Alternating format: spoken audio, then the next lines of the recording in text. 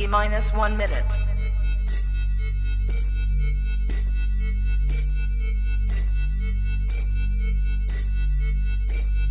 T-minus 50 seconds.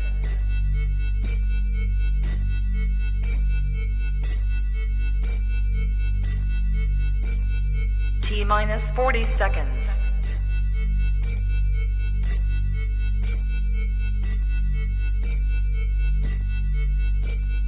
T-minus 30 seconds.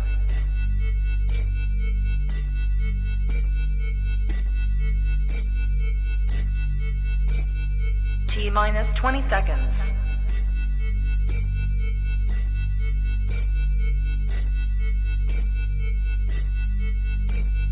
Ten, 9, 8, 7, 6, 5, 4, 3, 2, 1.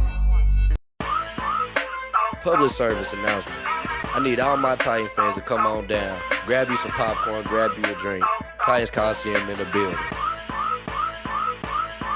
Yeah, not, boy, I'm in the game. Still ballin' out, never change. I be rapping my hometown for the whole city, really knew my name. Boss talk, I don't do favors. Yeah, we signing deals with the top players. We just started this lifestyle. We be having all kind of haters. I'm a madman, they better come get me. Wanna box me in, but I'm too shifty. If they come at me sideways, I'ma stiff arm it like Derrick Henry. Now listen, we're not the same. EA Sports, boy, I'm in the game. I be rapping my city, dog. Got a Titan logo hanging on the chain. Big money, big moves. New stadium on the way. Nashville, we hold it down. We the one team that you don't wanna play. They be trying to talk down on us. I just laugh at them and I walk away. I don't tolerate disrespect. Might shoot the fade, Penny Hardaway. Big money, big moves. New stadium on the way. Nashville, we hold it down. We the one team that you don't wanna play. We be putting in the hard work, so we coming in with all kind of skill. I be living in the end zone. My finger roll like Tannehill. What's poppin'?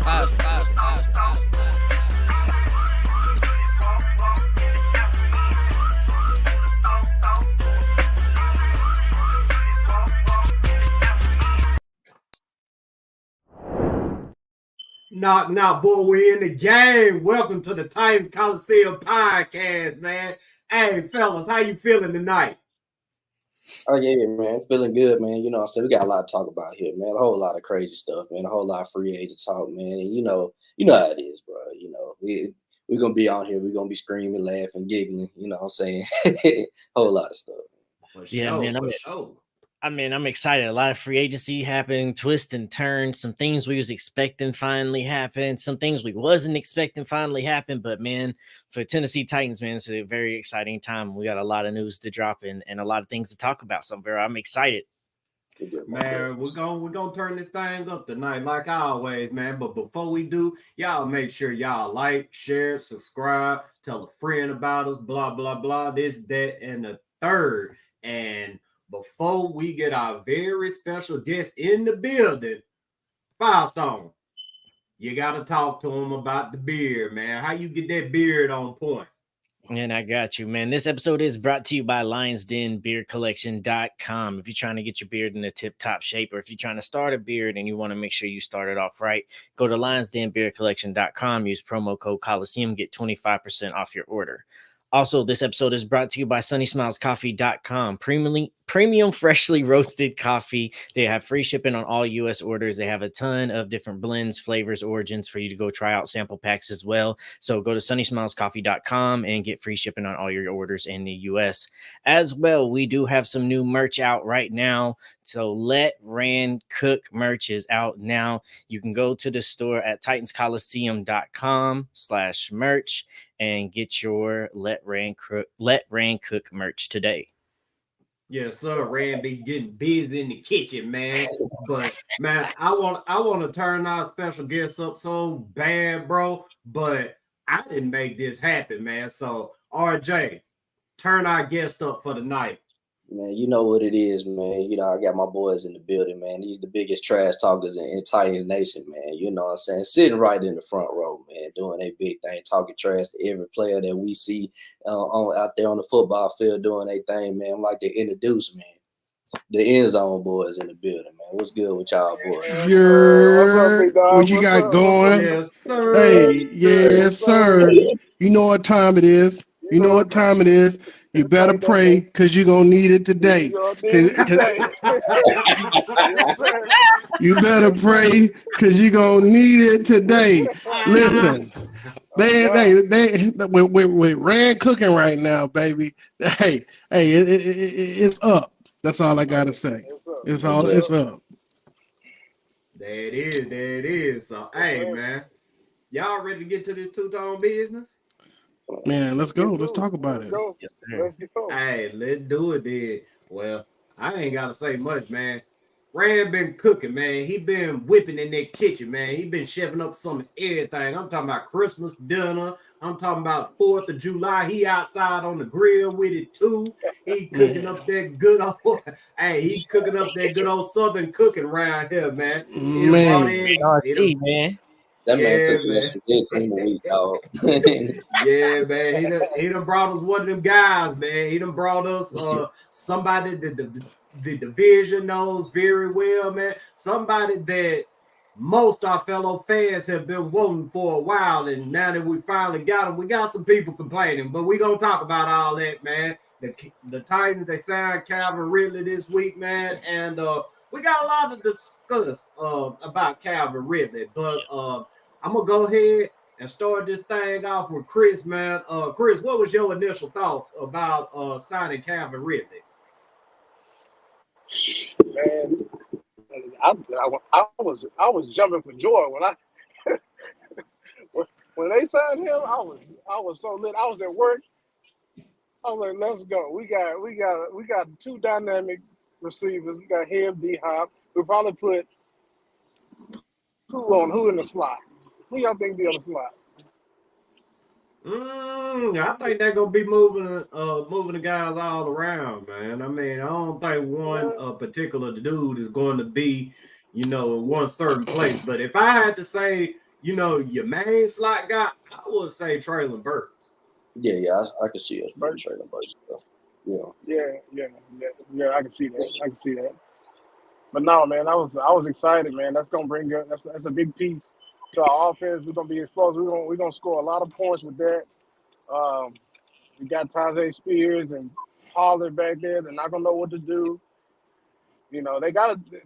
Some teams they're gonna have to double team D-Hop sometime because, he's D-Hop. That's just gonna leave what's the name open, man. I just think it's a good thing, man. Red cooking right now. Thanks. For sure. Yes, sir. He's shaving it up, man. Hey, Coach, talk to him.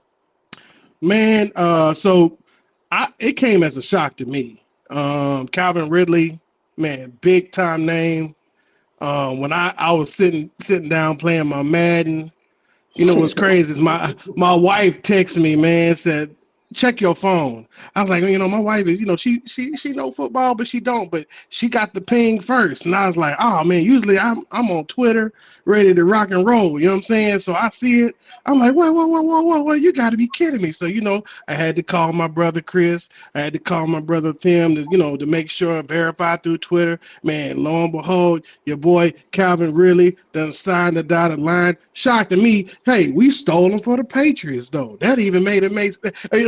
Wait. Let's even go deeper. Like, what it do to the Jaguars though? Ooh, wee. They took that in the third round. Took that draft pick away. Got him.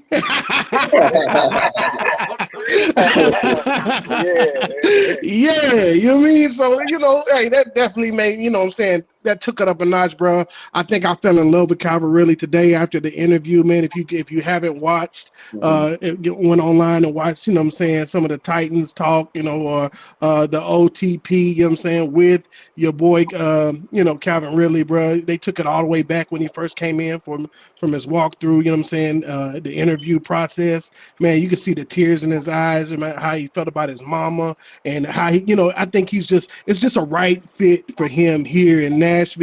I mean, you always want to go where you want it, bro. Like, I think everybody on this podcast right now been to a job where, you want to feel wanted by the company. And when you do feel that want, like, oh man, we happy to have you, open arms, bro. You're going to be there for a long time, man. You're going to put out for sure. sure. no, great. I was excited to see it come. It wasn't something we was expecting. We was even on this podcast talking about it. It's like as Ridley wasn't even an option. We wasn't thinking we was going after him. We thought like, as everybody else said in the news, hey, it's just Patriots, it's Jags. And then when that news come across, I was like, oh, that's amazing. Oh, we got them. The Jags thought they had them. They had this narrative that like, oh, they're just waiting until after Wednesday, so they don't have to send a second round pick. And lo and behold, they still got to send a third round pick and got this guy just for 1 year. I'm excited to see what he brings to the team because he doesn't have to be the guy that Jacksonville was asking him to be.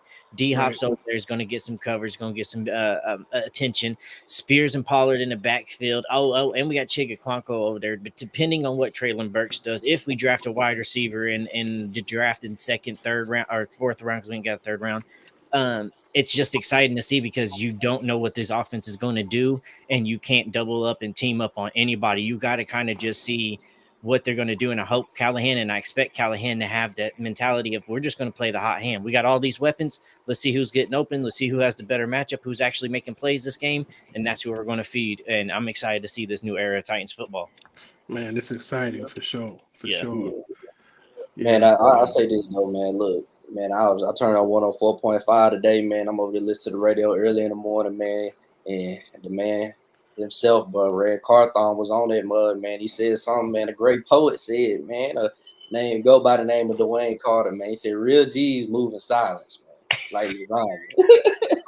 And I look at it, yeah. Hey, he pulled that one out the bag, bro. Because I did not. We I'm in plenty Titan group chats, bro. We didn't say nothing about no Calvin Ridley, bro.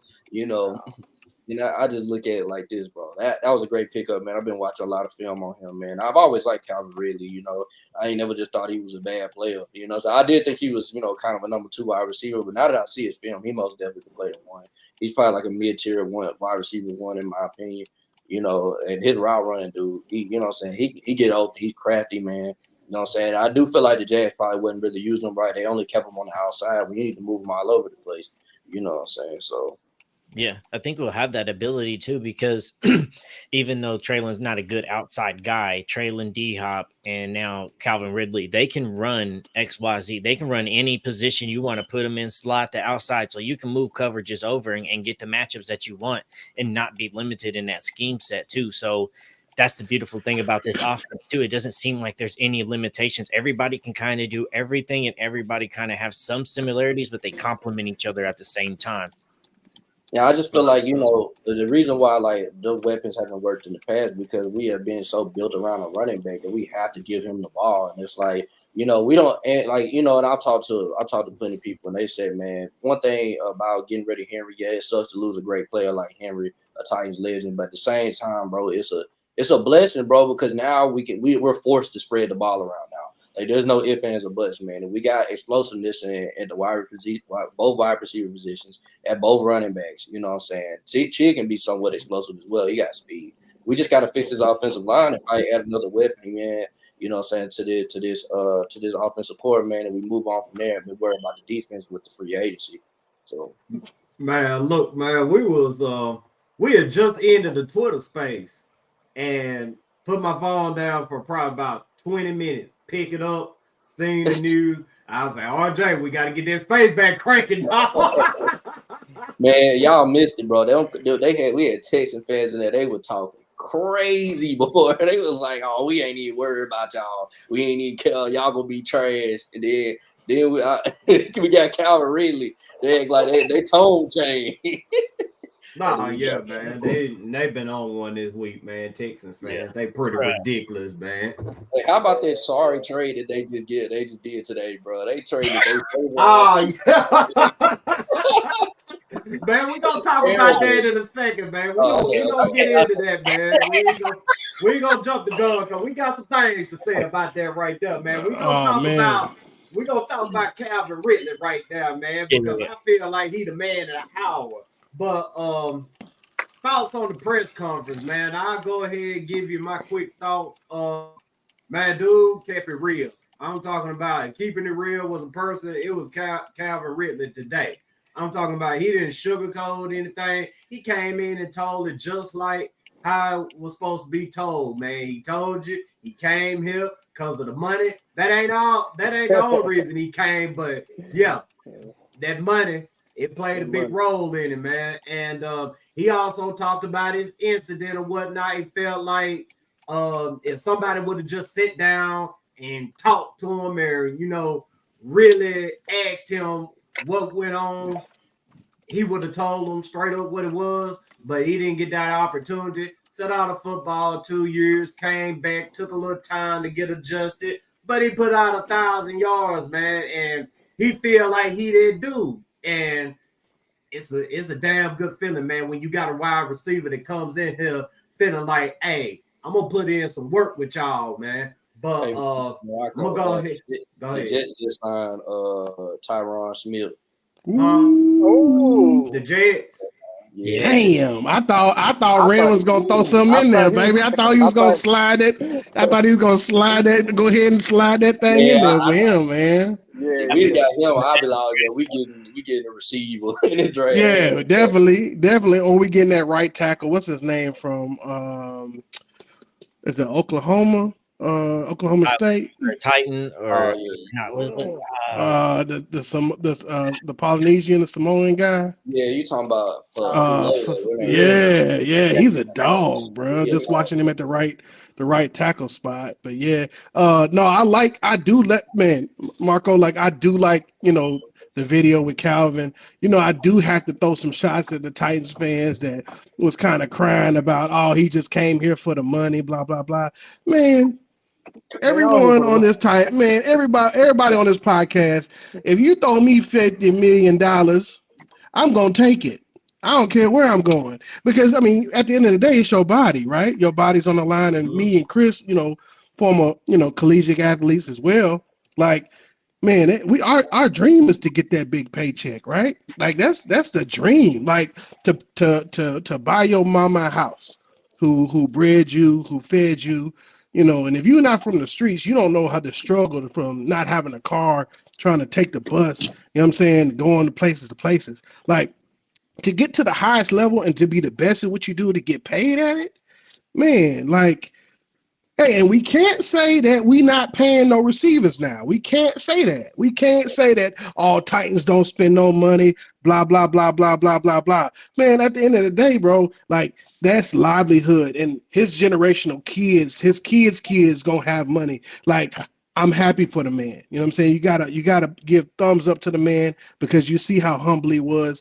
Man, his interview skills may not be as polished, right? But at the end of the day, the man is a dog. He's a dog. And y'all see what he did to the Titans, the deep post over the middle, and Burt Murphy Bunting over the center, and caught us, and then Gritty to the end zone. You saw that. And that guy, guess what? That was right in front of us. Hey, he was giving it to us all day, because we was eating his ass up earlier. Crazy. Man, he ain't shit.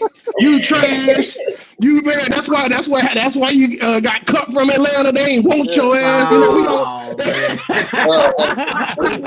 Man, y'all gotta do some apologizing this season. I'm gonna tell y'all this now, man. I'm gonna go ahead and promote my guys, man. If y'all ever on TikTok, bro, on Facebook, bro, please look up the End Zone Boy, bro. These dudes are hilarious. Bro. Run it up. They telling them everything, man. Like, you got people that are well known that are coming up to these guys, man. I love it. I love watching they work, man. Oh yeah, yes sir. Man, we've been, man, it's crazy, man. The story behind that, just to let everybody know, bro. We've been season ticket holders since 1999. We was there when the Music City Miracle happened. My other brother Tim, he was 1 year old when he first went to the game, and we've been having those seats since a long time. It's a family row, so our whole family is slick on that row. Some of the family, as years go on, they moved to other locations of the stadium, but at the end of the day, we held fast, and man, we've seen some amazing times. Like the playoff game when against the Ravens and the Titans, Ray Lewis versus Eddie. Like we were talking trash to Ray Lewis, and that's why he was smacking Eddie George. Because what's crazy is I got to give props because my dad, he started talking trash first, so that's how we learned to kind of talk trash. And plus we played ball in the past, so we kind of know what to say, what to get under their skin without disrespecting the players. You feel me? Yeah. So the things that we say is some of the stuff they would say on the field. We not calling them and their mama's names and different stuff like that. We definitely talking about their footwork and your Madden rating. That's why it's a 62. And so you know what I'm saying. So I mean that's just our background. We come from a good family. We not who we are who we are, but at the end of the day, we definitely professional. We have professional jobs out here. We definitely do a good job, and we out in the community. We both coach. I'm the defensive coordinator at Glencliff High School. So I also have a corporate job as well. So it ain't like we just we definitely be thugging. I ain't gonna hold you because hey, they run up, get done up. You know what I'm saying? Run up, get done up because that's how he is. But at the end of the day, we could keep it professional too. You feel me? So they never tried. They never tried. Yeah. They never tried. But yeah, man, we got Sports Tackle in the building tonight, man. Shout out to everybody watching tonight. We got 150 in the building, man. Y'all make sure y'all like, share, subscribe, tell a friend about us, blah, blah, blah, this, that, and the third. And we appreciate every single one of y'all as well. Sports Tackler got a super chat for us. How do you feel about Cam Hart in the second round? He shut down Marvin Harrison Jr. RJ. I do like Cam Hart, man, and I do, so I've watched a couple of his film, man. He can hit, man. He's very, very technical, man. I wouldn't be mad. I wouldn't be mad at us going corner in general at the second round, especially now that we got Ridley. Because I was like, man, at this point, the wide receiver draft is so stacked, brother. We can wait till the fourth round, or if we and Brand Carthon, he said something about it on the radio today. He said just because we don't have a third round pick, don't mean that we won't be picking there. So. Yeah, we might trade back. You never know. We might trade back. So I wouldn't be mad at going receiver in the third. We can wait, man. We got the guy that we're gonna feed the ball to. You know what I'm saying? We just need some pieces to go around them. So yeah, no, I agree. I'm not bad. Like that got brought up in the Twitter space the other day, and that's something I've been looking at and watching film over too. So I'm studying more on him, but I wouldn't mind that as well because Paul Kaharski just tweeted that we are out of the running for Legarius Dean. So we're not in the running with him no more. So we definitely going to have to address that in the draft.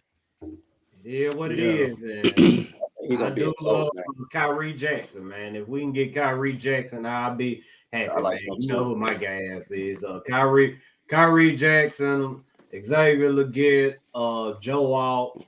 I'd be happy with either one of the Texans wide receivers, man. But we're going to go ahead and get back to Calvin Ridley, man, because like I said, we ain't going to talk about for an hour, but he the man of the hour because, he came through, man. He spoke real about the situation, man, and we respect him for that, man. I'm going to start this one off with Chris, though.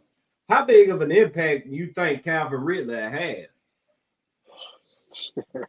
It's gonna be a big impact, man. He's dynamic, man. That footwork he got is crazy. I mean, if you watch, I'm sure y'all watched this film. Goodness, them dudes, they don't know what to do. They backpedaling and falling, and if they end up switching them around, make him go to slot, put him in motion, let him line up with a linebacker, it's over with. It's gonna be crazy. Cool. For sure. Man. Really, man. Look, man, dude is an exceptional route runner, man, and I think that's what people fail to understand, man. I mean, sure, he's 29 on paper, like he said, but man, he got the swag of a 25-year-old, man. And when you cut on that field, man, he played just like a 25-year-old, man. 5 stone. how big of an impact would Calvin Ridley have on the Titans offense? He gonna have a big impact, and that don't necessarily mean as stats neither. But that means that impact that other players now will be able to get more involved and have opportunities that's not so hard. D-Hop don't get doubled all the time now. Definitely doesn't get doubled all the time. So you're gonna help out with that. Maybe you help the growth with Traylon, so he can be in the position that he needs to be and truly needed to be in without having so much pressure, and can then now develop up because there's D-Hop and Calvin above you. That's going to open up a lot of things for you. So I expect him to go out there and produce and have a hell of a game in a year for us. But his production ain't necessarily only just stats. It's going to be what he does for other players, opening up the field as well. And he don't have no problem blocking these dudes on runtime. Not like, a blocking Mike Vrabel type style, but the type of dude that, like, down the road, down 10, 15 yards down the field, that running back coming behind him, he takes some pride in getting that DB on his back while that running back coming by in that highlight. So, bro, I'm excited to see what he does, and he's going to have a huge impact in my opinion. Oh, yeah, most definitely. RJ, talk to him. Oh yeah, man. I think he's gonna be huge, man. For what I've been hearing from his interviews, man, these guys done told him that they were gonna throw on the ball, bro. You know what I'm saying? Brian Callahan, man, he knows, bro. If you want to do what he want to do, he want to spread teams out and do all this motion and stuff. He gonna need receivers, man, and he gonna give them the ball, man. We gonna see, man. We might be close to seeing 2,000-yard wide receivers in the Titans uniform. I don't think we've ever seen that. When the last time we seen 2,000-yard receivers on the same team with the Titans? And that can happen. Down close with AJ Brown and Corey Davis, man. But this man Corey Davis dropped like 3 wide open passes that could have got him, bro. Like, I'll never forget that. But you see, though, we probably not gonna run the ball. No, like we may play some teams where they can't really stop the run, and we're probably gonna run the ball a little bit more. But our coach, he's gonna adjust to whatever team we playing, man. But I still think we're gonna be a wide receiver led team this year. Yeah. Yeah, most definitely. Coach, talk to him. Man, I think Calvin really is a huge piece. I think, the cool thing is that what he said in the interview is that, his coach came from Jacksonville, his offensive coordinator, receiver coach, or who now that is our offensive coordinator, essentially, right? Because Coach Cali running the show, you feel me? But at the end of the day, I think he was a big piece. And I love the way he said, he asked his agent, he was like, man, what about Tennessee? Like, what? Yeah, man, that's on my list. Let's see what they do. And then, man, you see how everything aligns. So, man, I'm excited about this. It's going to be different. I'm still used to, thunder and lightning, let me, King Henry, goal line. It's going to be a little different that we passing a lot, but I think this is really good for Will Levis, like having 2 top, 1 Hall of Fame receiver and, one up and coming. I think this is his year. I mean, 29 and in the NFL is not old, guys. Like, that's prime, that's prime real estate right there, because that's a vet. Absolutely, because years of no hits too on top of that. Yep. Because it's a mental thing, because you got to think of it like, I always think of it like, if you go into a job, right? Your first year at a job, you're going to be trash. You don't even know what a damn bathroom is, right? You finally get to know everybody, but give me a couple of years doing the same industry. Now I know how to be a pro, right? I know how to do the job correctly and not ask for help, right? And now he went through all these, heartaches, right? And he went through some ups and downs, and now, he got, kids, and he got a wife he's trying to do right. So, like, this is a huge piece, and that's why you see that emotion from him, because he knows what he can do, and he's going to show, and he's a prove it guy. Like, I'm going to prove the Titans that I got it. He's really saying, hey, D-Hop, watch out. I'm on your tail, baby, because I'm really that number 1 dude. You feel me? Yeah. So I like the competition. They're gonna definitely compete against each other, bro. Oh yeah. That's gonna be great to see. That's gonna be great to see.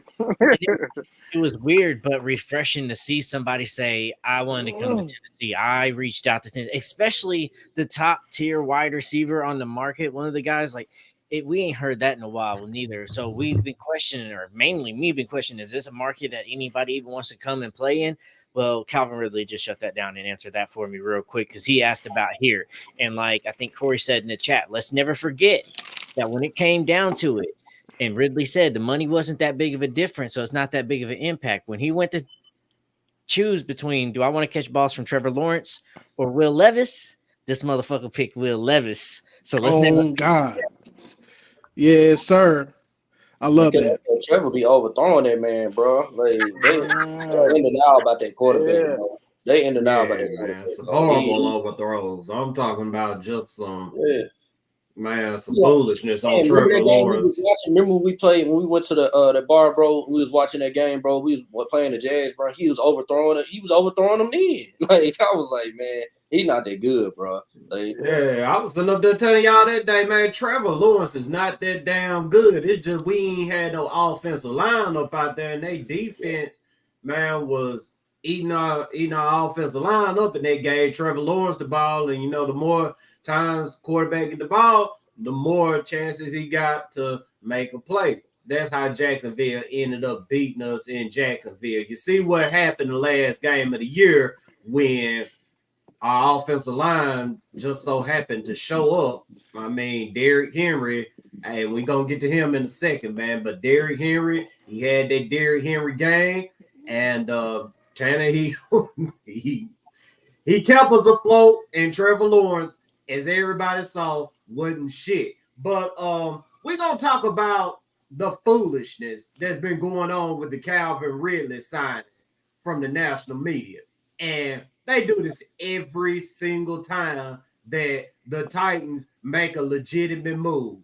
They get on here and try to spin the narrative. And this time they spent the narrative and said that, well, the Titans didn't want to pay A.J. Brown, but they paid a 29-year-old Calvin Ridley. I'm like, look, y'all.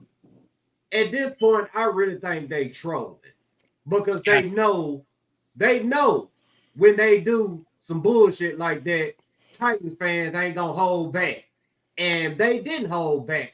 I didn't hold back neither. I went the fuck off on one dude, man, and y'all can go on my Twitter page and see what I said, but I went the fuck off, man, because like I said, every single time they do this, man, I mean, we can't do anything without the narrative getting spun. Just like with the Mike Vrabel fire.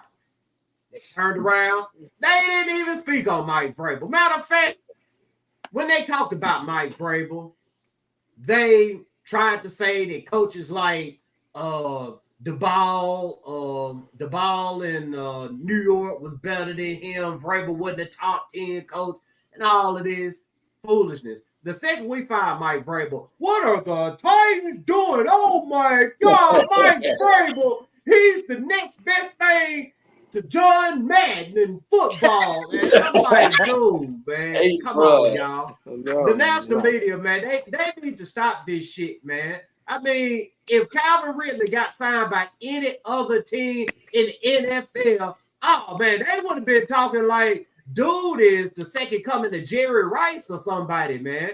But it just pisses me off, man, that they do this just to get reactions out of Titan fans. We gonna react if you know what I'm saying, you speak highly on us, just like J-Mac. Shout out to Jason McCourty too, man. I mean, he got up there and he told them exactly what it was. Look, different GM, man. You can't fault them for that, man. They coming in here with a vision and they trying to, build their team back up. And Calvin Ridley is going to be a big help for them. But enough of me talking about it, man. I just had to get that off my chest without saying the P word, without doing a whole bunch of cussing, because I've been working on myself up over here, man, trying to, articulate my feelings without all of that, man. Because we may make it big one day, and maybe I can't do all that anymore. So, I will say somebody in the chat asked, "Is Calvin Ridley going to wear number 0?" And I think that might answer. Yeah, that might be it. Yeah. Yes, sir. I love how it's the Oilers jersey too, not a Titans jersey. It's the Oilers throwbacks too. I just love it that they're embracing it. That lets me, it makes me feel like that mug was wrinkled, bro. I know y'all seen how wrinkled it is. They probably gave him Sean Murphy button. Look at it, bro. Hold on. Look how wrinkled that jersey is, bro. Dang, that's crazy. You can put an iron to that or something. It's not even like fresh folded wrinkles. It looked like somebody like wadded it up and put it in a plastic bag and brought it to him. Yeah. Oh yeah, man. Hey, one thing about it though, man. Calvin really, he ain't got no wrinkles to iron out, man. He did all that last season, and he gave the Jaguars over 1,000 yards, man. And we're gonna go ahead and move along. Y'all got it. Matter of fact, y'all got any thoughts about the national media and their foolishness? No, not. I mean, they said the same thing, like with Henry or D Hop. It's like, hey, he's washed up. Then you heard D Hop on mic'd up. It's like, hey, for me to be washed up and not to have it no more. They sure are double teaming and triple teaming me a lot. They said the same thing. Derrick Henry's lost it. People don't fear him. He just ain't got it like he used to. Then the Ravens go sign him. Oh, they just signed the most feared running back in the league. It's like, bro, it's evident that you don't like us. You couldn't make it any more obvious. So when we come out there and we start whooping your ass this year and we start slinging it out, and all you motherfucking national media people out there that were sitting there and having talking your shit and we ain't this and that, remember that, because we coming back with receipts and we gonna hold your ass accountable for it. Man, talk your shit. That's what I'm saying. Shout out to Michael himself, man. We need him down. We need him down at the end zone. Come on now with us, baby. Yeah. Let him know. You feel All me? y'all come down there. All y'all come down. Let's get it up, man, for sure. So we're gonna be if you go down there, bro, we're gonna be turned, bro. I'm leaving up here now. Oh yeah, let's do it. Man. I might get down there with y'all, man. One game, man. My knees getting a little better up over here, man. So there we go. You know what I'm saying? I can make that throw down there, man. I really think I can, man. But, yeah. We're gonna go ahead. I'm gonna say one thing, though. I'm gonna say one thing. They might get Firestone started, bro. You know, Mike Vrabel, man, they roasted us for letting him go, man, and saying he was this, that, and the other, and we dumb, but then he didn't get a job, and now he gets a job, and he's gonna be holding the coffee for Kevin Stefanski. That's crazy. Yeah, for sure. But I think honestly, if I'm being honest here, I think that was a stupid decision by Mike Vrabel. Like Tennessee was already going to pay you contract this year. 9 to 10 million is what you were going to make this year to chill. Your son just got drafted in the NFL last year by the Falcons.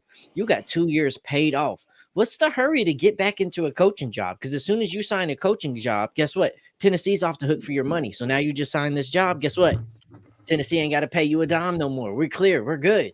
So you just fucked up. I'm with you, bro. I would have took a vacation, sit back, watch some people, see what Jim Harbaugh's doing out here coming up, see what Brian's doing at Tennessee, take some things, observe some things, watch some film, then come back next year, get a job that I want, because you know somebody's going to get fired, and the job that you want ain't out there this year. So, man, just sit back and collect that $10 million, watch your son play football, have a field day. So, it don't make no sense to me, man. Man, 100% agree. I will say this, bro. Vrabel, he fucked it up. He definitely got. This is just me. You can tell him I said it because I don't give a damn. He fucked it up, and he needed. And this is his way of getting humbled, because what you don't do is mess with Amy, because Amy gonna give you that cut in a minute, just like he did. John Robinson got it, and when you throw off the balance and stuff like that, and you become what they say is, oh, everything got to run through Vrabel, because if you notice, every time we picked a free agent up, where'd they come from? The Texans. Right? Everybody came from the Texans. Everybody came from where he knows. So his coaching staff came from the Texans, or who he knew. He didn't go venture out and find that other pieces, things like that. And this is what he did. And you can hear a lot of players say, man, he was an asshole. You know, I met Vrabel in person. He's an asshole. His energy is an asshole energy. And I definitely wanted to tell him about himself. Like, bro, like, you gotta humble yourself. Even in the interview, in the media days or whatever, when he's trying to talk to media, like he sitting there. Next question. Like I like this new freshness, right? It's a new freshness. You know, Callie wants to talk. You know, I think him and Rand had a good relationship, but I didn't think they meshed well. I think they didn't mesh well. I think the writing was on the wall when he went to Amy and said, "Oh, I need somebody higher than Rand to make the decisions."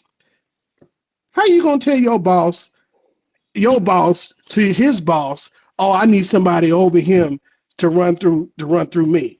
That don't happen. You can't do that. Not in the NFL. That's too much power. So that's why you get that other, Twitter saying, "Oh, Vrabel didn't get a job because he was too intimidating. Because he want to run his own team.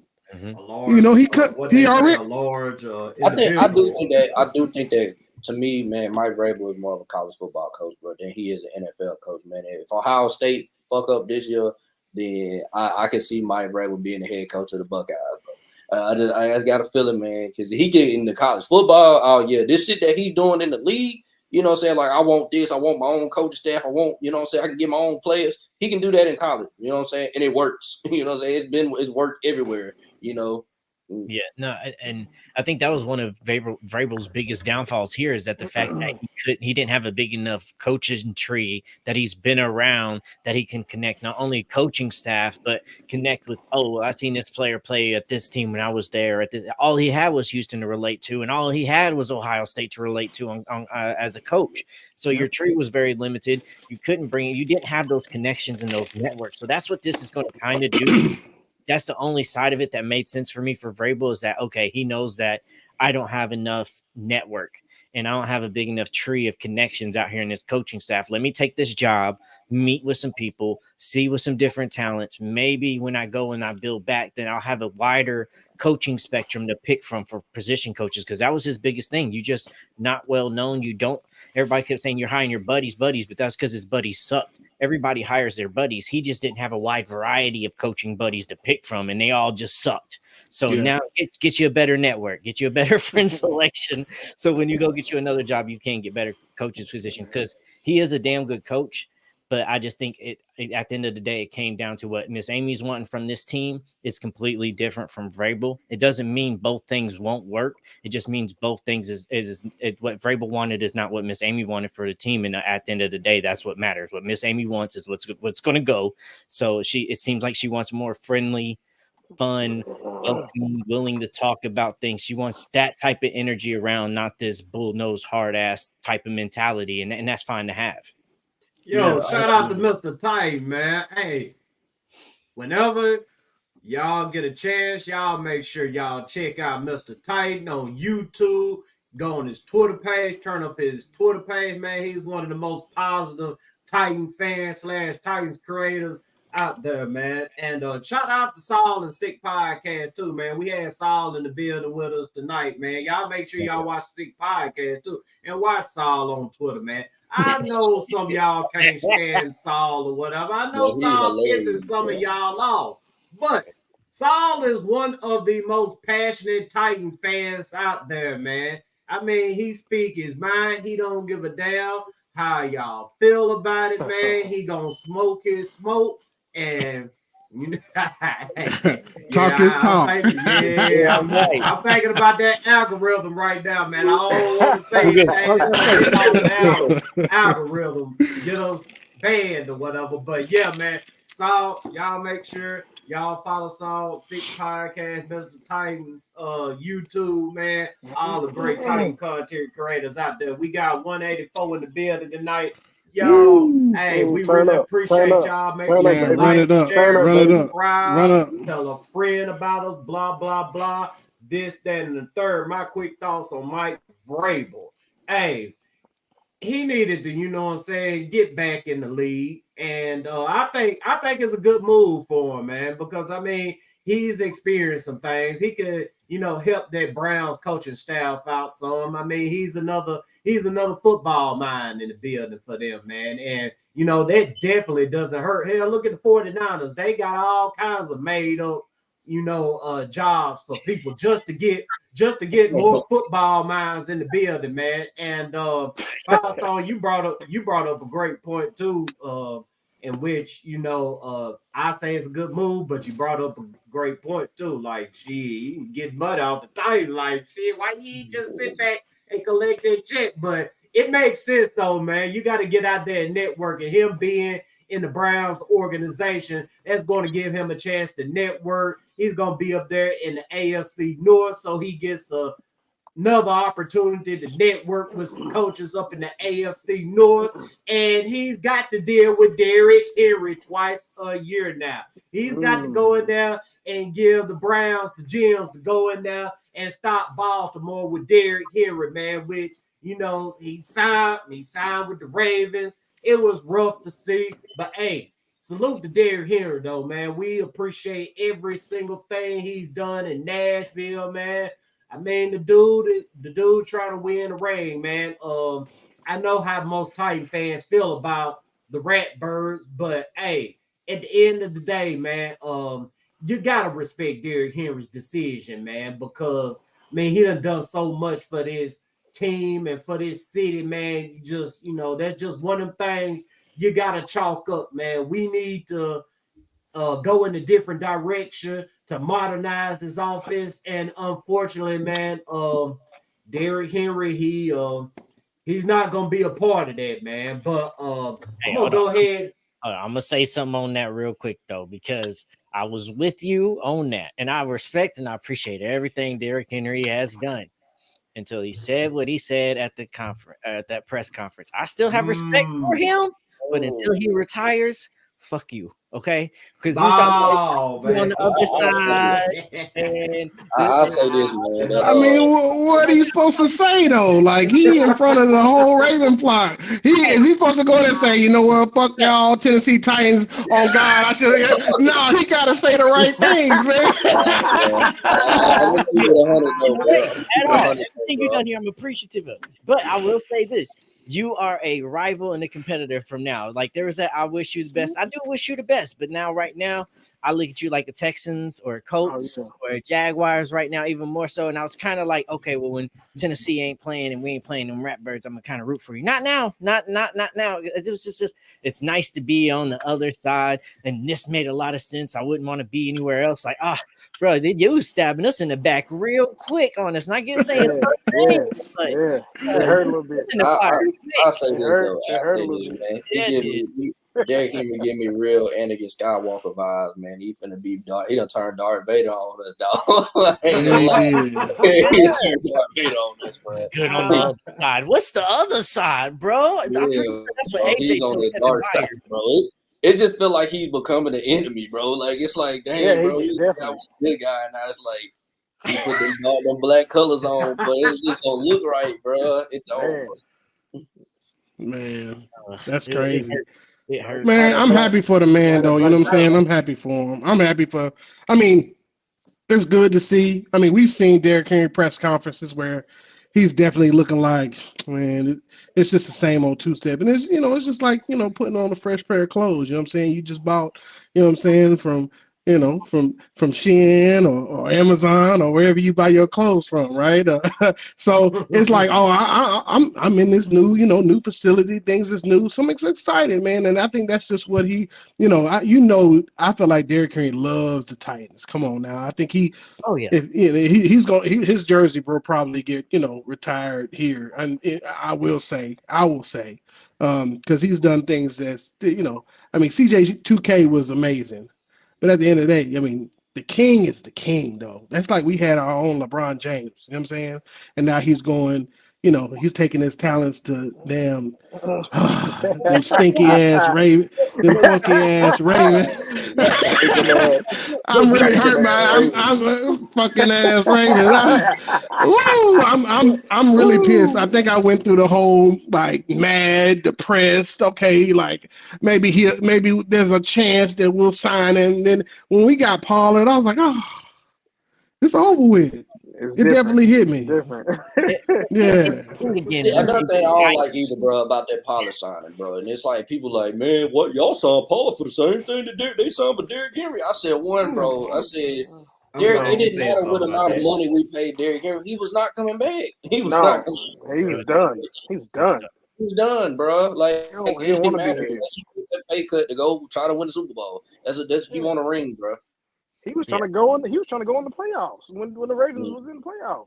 Yeah, that's the show was. And I'll say I'm kind of a little upset now that Miss Amy blocked that trade last year. Now knowing that you can the Ravens anyway. Exactly. Now that trade happened last year, we could have got a good hefty trade amount for Derrick Henry last year for this year's setup, and he was gonna go there anyway.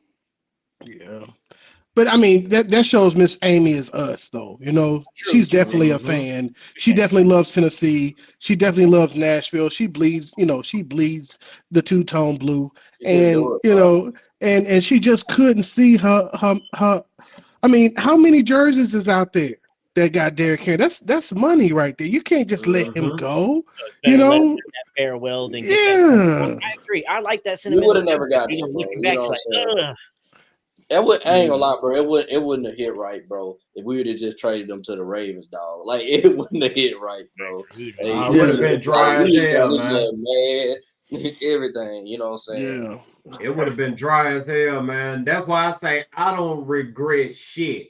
I don't regret how the situation went down or anything, because if they would have traded Derrick Henry in the middle of the season, we wouldn't have got that last game of the season where Derrick Henry got his flowers. It's bad enough Kevin Byard had to get traded and we couldn't give Kevin Byard his flowers like Derrick Henry got his. So that's why I say I don't regret nothing.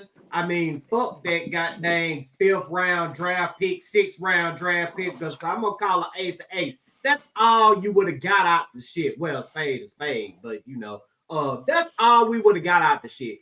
5th, 6th round draft pick. Y'all sitting up here crying, talking about, well, we should have got something for Derrick. What you think we would have got for Derrick Henry? Imagine the Titans going to the Ravens in the middle of the season, say, you want Derrick Henry? All right, fine. Give us a 2nd round draft pick, and we'll take your 3rd round draft pick next year. Man, come on, y'all. No. Have some common sense. Get out your feelings about the situation either way. It had to Derrick be Henry is with it. Yeah, I ain't just, saying specifically talking to Firestone, because Firestone brought up damn good points. I'm talking about some of these over emotional ass fellow fans of ours, man. They been out here saying all kinds of crazy shit. Well, we should have traded Derrick Henry when we had the chance, and I'm a Raven fan now. I hate that. I hate that so much. Never. Yeah, take your ass on then. That's what I say. There's a bus for y'all motherfuckers. We got a front seat for your ass. I'll never betray Derrick Henry. With no seatbelt. Y'all, man. Y'all supposed to be Titan fans. At the end of the day, man, no matter what moves they make, you got to stay down if you call yourself a fan. And if you're going up over there with Derrick Henry, fine. It's all well and good. Stay your ass up over there. When the Ratbirds choke up in the playoffs, stay your ass up over there. Matter of fact, when they choke at the last game of the year and don't even make the playoffs, because let's keep it real, it's something to happen. AFC North, it's a hard-ass division. Nothing is guaranteed up there. You see, this time last year, everybody was saying, the Jets are going to the playoffs. The Eagles, they're going back to the Super Bowl. None of that happened. Why? Because it's the NFL. You got to line your ass up and you got to play football, no matter who's on your team. So, hey, like I said, salute to Derrick Henry. Yeah, salute to Derrick Henry, but Derrick Henry don't guarantee a damn thing for the Ravens. Yeah, and I'm with y'all. I would have much rather had the farewell from Henry than him get traded. I would have been pissed because I have a kid on here all the time. I want to see a Titan retire a Titan. We don't get to see that much. And then here the Bucks are doing it this year with Mike Evans and White and shit. But I would have much rather have him hit on the Eagles now. If we traded him. White on the Eagles. White. He is on the Eagles. He on the Eagles now. No, I was going to say Firestone that the reason why they were able to do that with Mike Evans and he took that, they were able to do that. You want to know why? Because they got a Super Bowl with him, bro. If we would have got a Super Bowl with Henry, bro, we wouldn't even have had he even retired the Titan, bro. He wouldn't even thought about going to the Ravens. You know what I'm saying? And there's another player.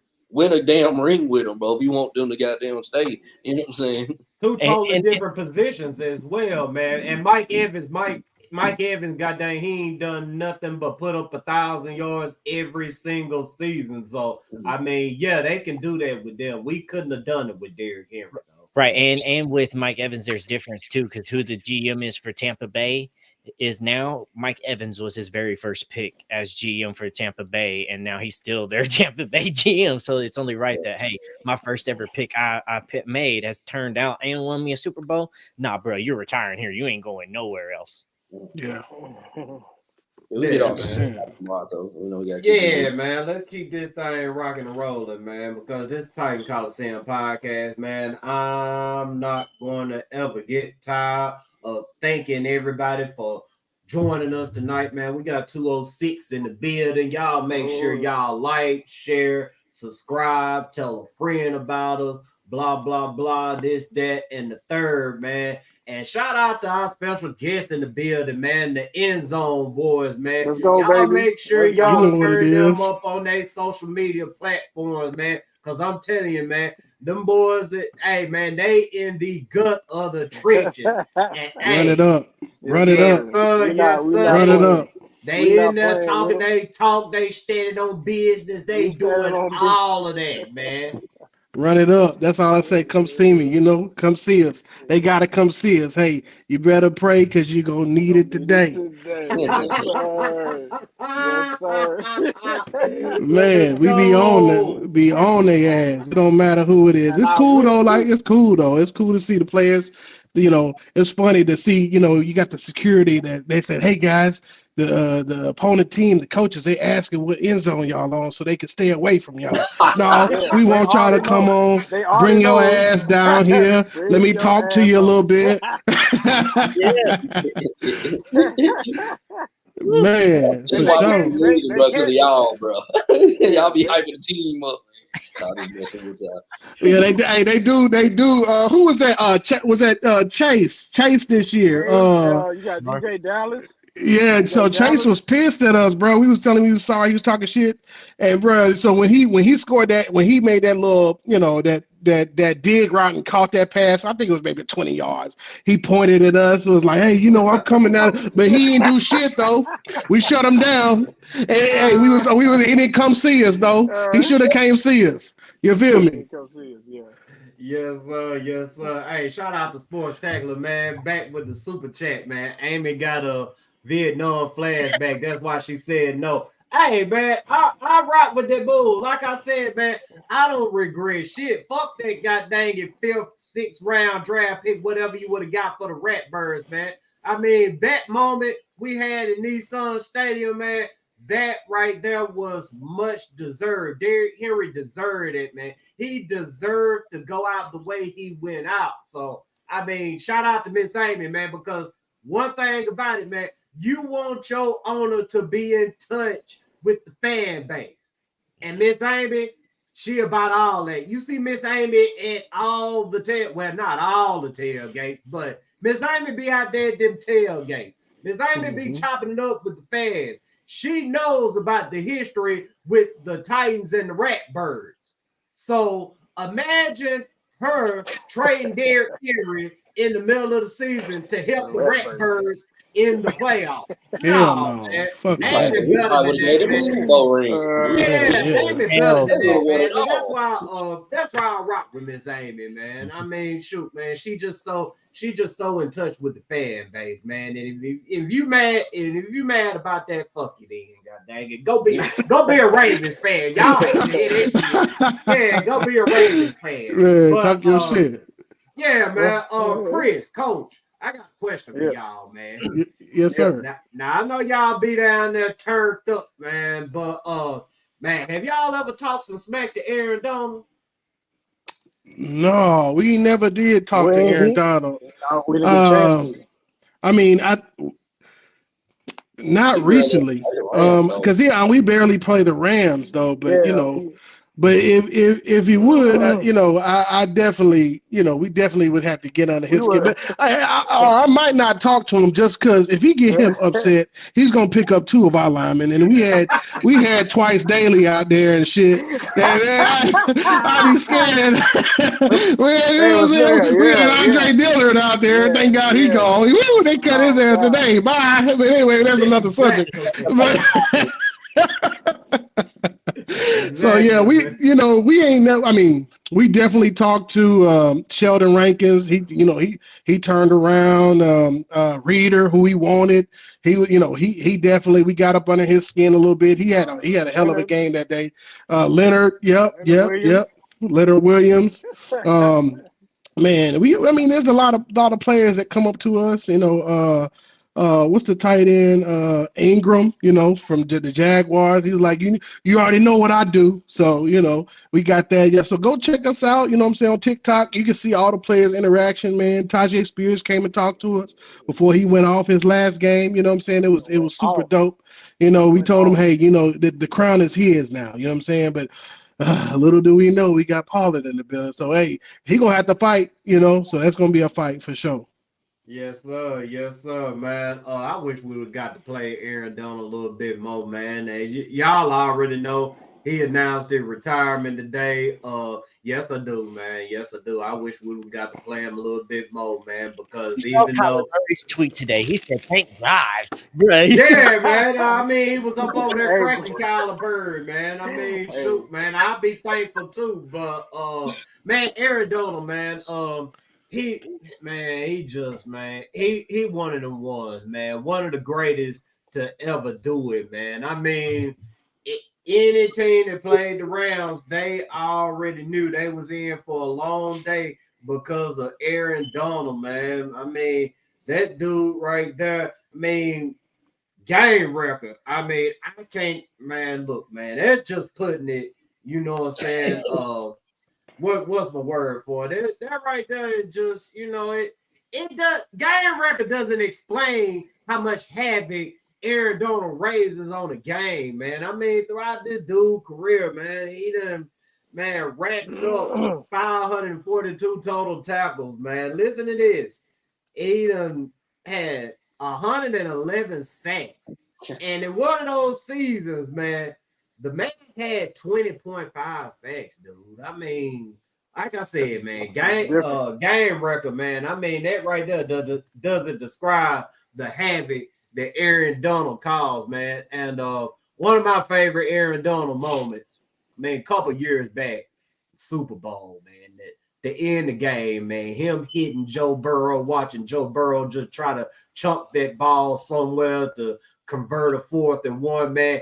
And guess who he beat on that play?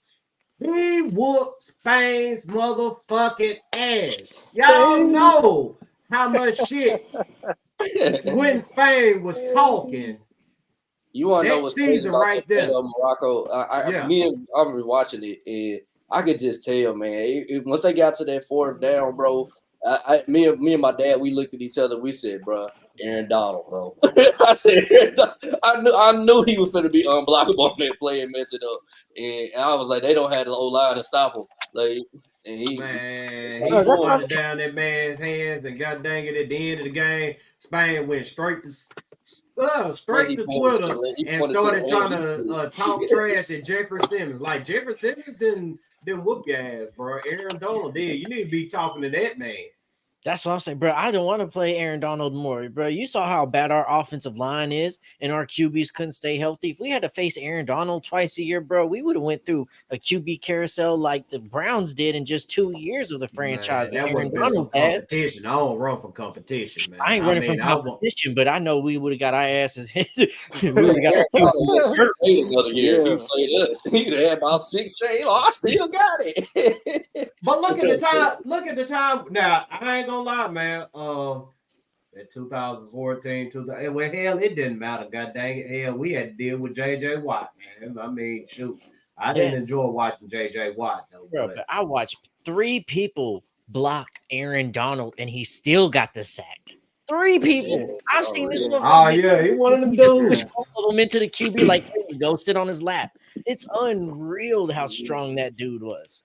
I remember I was on Twitter today, man, and somebody had retweeted like Ian Rappaport like posting like the day they drafted Aaron Donald. They had like preseason count, bro, and like he had tweeted, he said, man, this dude Aaron Donald's unreal. And like I go to the comments, and they like, man, stop blazing, bro. That dude ain't gonna be nothing. Man, one practice. And I'm looking at, I said, boy, these boys did not know back then. It was back in 2014. Yeah. Nah, yeah, man. He one of the ones. He gonna get that gold jacket one day, most definitely, man. Shout out to him on a amazing career, man. But we're gonna go ahead and keep this thing rocking and rolling, man, because we got some more news throughout the league, man. The Bears out here making moves, man. I mean, the Bears was the laughing stock of the NFL last season. This season right here, man, they setting themselves up to possibly contend in that NFC North, man. They added Keenan Allen, man.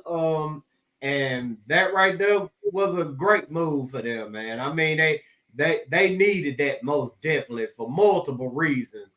And now on offense, I mean, they got Keenan Allen, DJ Moore, DeAndre Swift.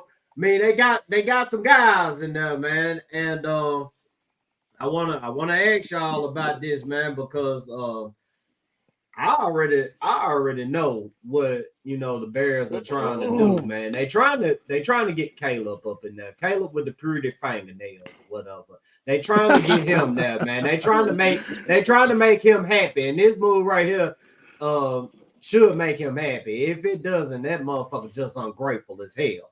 But he's soft. I'm gonna start this one off with RJ, man. How much of an impact does this move have on the Bears and the Chargers going into the draft? I don't think the Chargers gonna be that good, man. At least starting off, but I'll say that about the Bears, man. I mean, they're gonna be a problem, man. They could definitely. I ain't gonna say compete in that division. I mean, they'll get the Lions some comp, but like, man, they definitely gonna be on the come up, especially if they getting Caleb Williams and they can find a way to trade Justin Fields, man. I think from then on, I think that they could be a fourth record, but definitely an up and coming team, man. I do like that GM because remember we were trying to hire him at first instead of Rand Carthon. At the time we interviewed, I think it ain't Ryan Poles, right? And you see they've been getting Titan players as well, man. So, Back. Firestone, how you feel about it? It's crazy seeing what the Bears is doing, what the Chargers are doing, especially with they're right there in front of us in the draft. So it kind of makes me feel like the Bears might throw a wrench in this damn draft at one, where everybody thinks they're going Caleb Williams because that looks like the obvious thing for them, and they might just come in draft night and go completely different. I thought they might go wide receiver at one, but I don't even think they're going to do that now. So they might go Caleb at one, but I can see the Bears throwing a wrench in this shit, doing some classic ass Bear shit. But they are definitely loading up wide receivers over there, and you made a good point. It does look like they're trying to possibly make it more appealing to Caleb, or maybe they're just trying to load up and give Justin Fields actually the honest chance that he deserves that he ain't had in the 3 years that he's been there neither.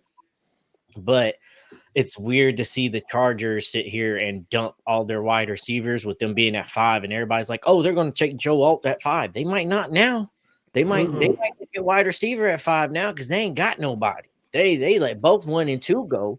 So obviously, Jim Harbaugh wants a different looking type of offense over there and a different type of weapon scheme set up around Justin Herbert. So I don't know. I'm excited to see what this is going to do, but I'm a little nervous as well, seeing that the Chargers and the Bears just kind of changed what we was starting to get used to as thinking what this draft was going to be like. So let me ask you this, Firestone, before I toss it over to RJ. So you say the Bears may not go and get Caleb Williams. So do you think they still go quarterback, just draft a different quarterback? Or, if they don't go quarterback, what position do they go? I mean, if it's me, it's wide receiver, offensive line. Like, I know that they just got a left tackle not too, a couple of years ago or whatever. But if Joe Alt is a generational talent and you're having troubles for Justin Fields getting blocking, you might need to go at that because we got weapons around him now. Now we need to get some blocking around him so the guy got some time to throw. So Bears can do a lot of things now. I know the media seems like they're set on Caleb, and it might be, but some of these moves here recently kind of make you and question that draft night. First overall pick comes with a surprise with it. Right. RJ, talk to him.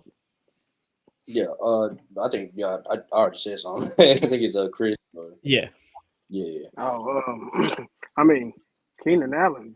Did you see what he did to us? Yeah. He went crazy.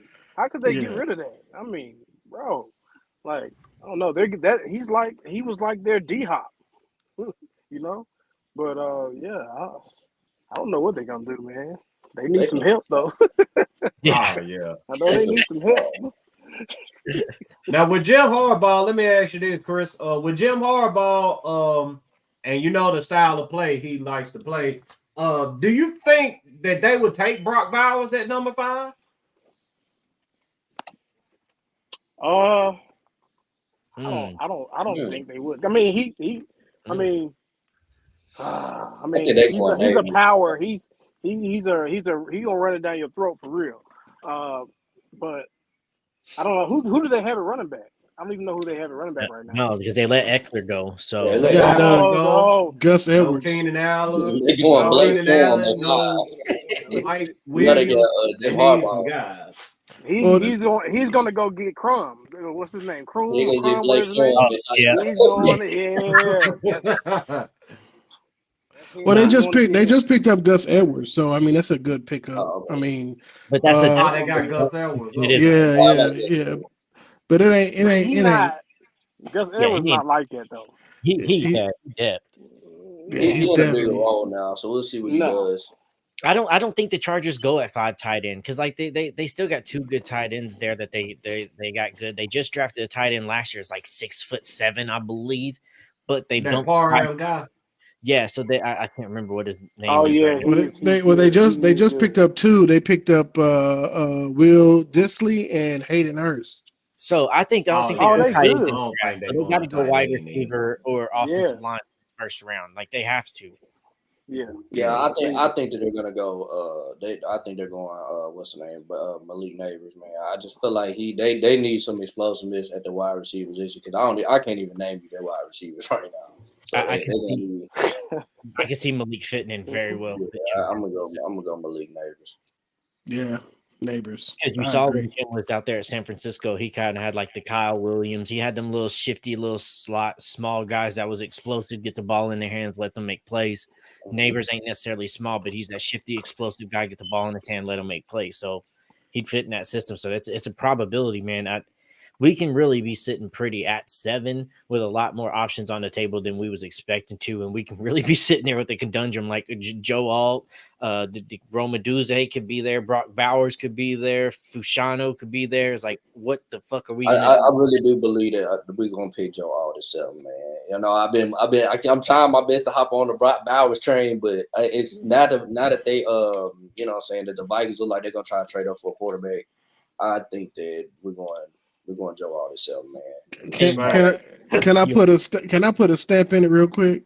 Go ahead. I'm sorry, guys, but I'm gonna take Fashanu over Joe Alt. I'm sorry. I watch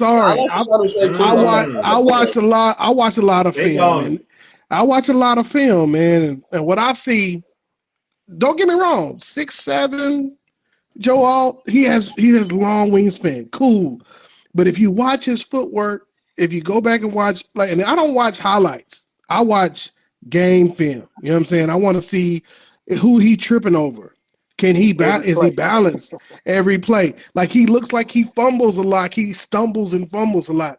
That could also result in injury. I want somebody that's fluid, who they call it like a dancing panda bear, like, ooh, like, you know, real smooth. Like, but I also want, if they extend their arms, I want you to be violent with an explosive, like, punch, like, boom, you know. And Joe Alt has it, but it's not super explosive. But if you watch Fashanu, if he gets around your neck, he's taking you for a car ride. And that's and that's what I like. For example, I love, you know, Taylor Lewan's rookie year, his first 2. If you watch Taylor was getting all in your stuff. And I love that about a left tackle, you know, and all you can do is get better with that. If I had to pick between those 2, Fashanu is who I would go with, just because his the way he recovers, his finish, his footwork, he's not heavy footed. It's like when you go out there and you go listen to athletes run, It's a quick feet, light feet. What you listen for? You don't listen to.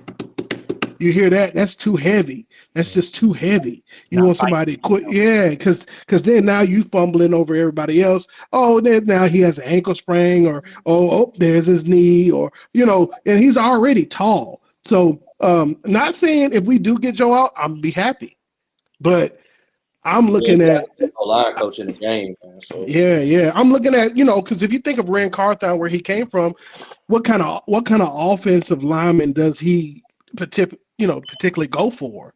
He wants that big, Trent. Yeah, like he wants that. Like if you look in his face mask, he's foaming at the mouth. Like you want that grizzly bear but I'm not saying Joe Alt is not. I think he's a great player. I think he grades out really high. But if you go look at the stats over, his, go look at his stats and go look at Fashanu's stats, they damn near even out, you know what I'm saying? And that's just, you just got to see what kind of player he is from a mental standpoint. And, I think Fashanu played with Will Levis back in the day. Yeah. Well, Will Levis was at Penn State. He played with him. That's my connection. So I'm with you on that because I think we got to go. I think we're going left tackle at 7. Even though I hope we go wide receiver, I think we're going left tackle at 7 because you heard Tony Pollard in that press conference say, "Hey, and they're supposed to be beefing up this line as well." So I ain't really seeing too much going free agency that says, "Hey, there's players out there that beef up this offensive line, but there's players in the draft that says we beef up this offensive line." So even though that was good to hear Tony say to kind of hold them accountable, it does kind of suck because it kind of showed our hands in what the draft is upcoming for everybody to kind of see. But I definitely see them getting this O-line to where it's supposed to be in this draft, and I think we're going to go left tackle and at 7 if we don't trade back, but definitely in the first round. And Ronnie just said it. Go ahead, RJ. Oh, I'll say this though, man. I do like it. I do like our left side of the offensive line, man. We do go offensive line right here because we'll have say all or Fashanu. We got Peter Skoronsky and we got Lloyd Cushenberry. You know, what I'm saying, who is one of the to me one of the best in the league. And, and we just got to fix his right side. And it ain't always hard to fix the right side, man. You can find right tackles, anywhere, so they can get a job done. That's really all it is now. If we do go left tackle in the draft, and we got Skoronsky, we got Cushenberry, we got Brunskill at right guard. All it is MPF can MPF be a right tackle, or do we need to go get another right tackle? Like this taking that left tackle in the first round kind of almost puts the final piece together in this offensive line, and we can see if Bill can maybe fix MPF, or do we got to go get somebody at right tackle because MPF is still a possibility and a probability for us under Bill Callahan. Yeah, he's the dude that could possibly be fixed. But I wanted to bring up Ronnie comment real quick because he actually said what was on my mind, man. People act like there's a huge gap between Alt and Fasanu. It isn't. I mean, just because a guy said he likes one better than the other one doesn't say that the other one sucks. No, that's not the case here. And if you want me to be real about the situation, it all boils down to preference. What type of old lineman do you want? You got Joe Alt. He's the technically sound dude. I mean, he's going to get in there. He's going to do everything how it's supposed to be done. How they, what they call it, textbook technique or whatever.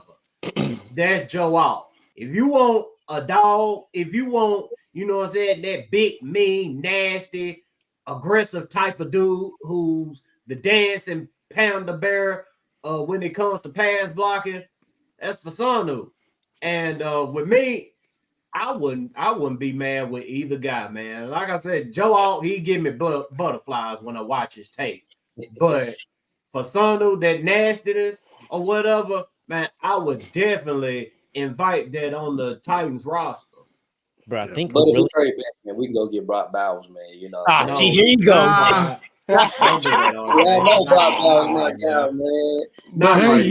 Hey, we might, guys, think about it though. Like, if you think about it, where we are at 7, and I know you guys play with the mock drafts. You probably wake up and try to do it just to kind of see it, because I know I do it myself. But when I go first round, sometimes Fasanu and Joe Alt ain't there. So what you gonna do, right? But then do we trade back and then say, okay, let's trade back so we can get a third or maybe another second or something like that, or try to finesse that so that way maybe we can get a Brock Bowers. All right, and then maybe come back and get your boy from what's his name? Utah. I forget his name, but he had a really good senior bowl, but he was definitely locking people out. They definitely graded him high.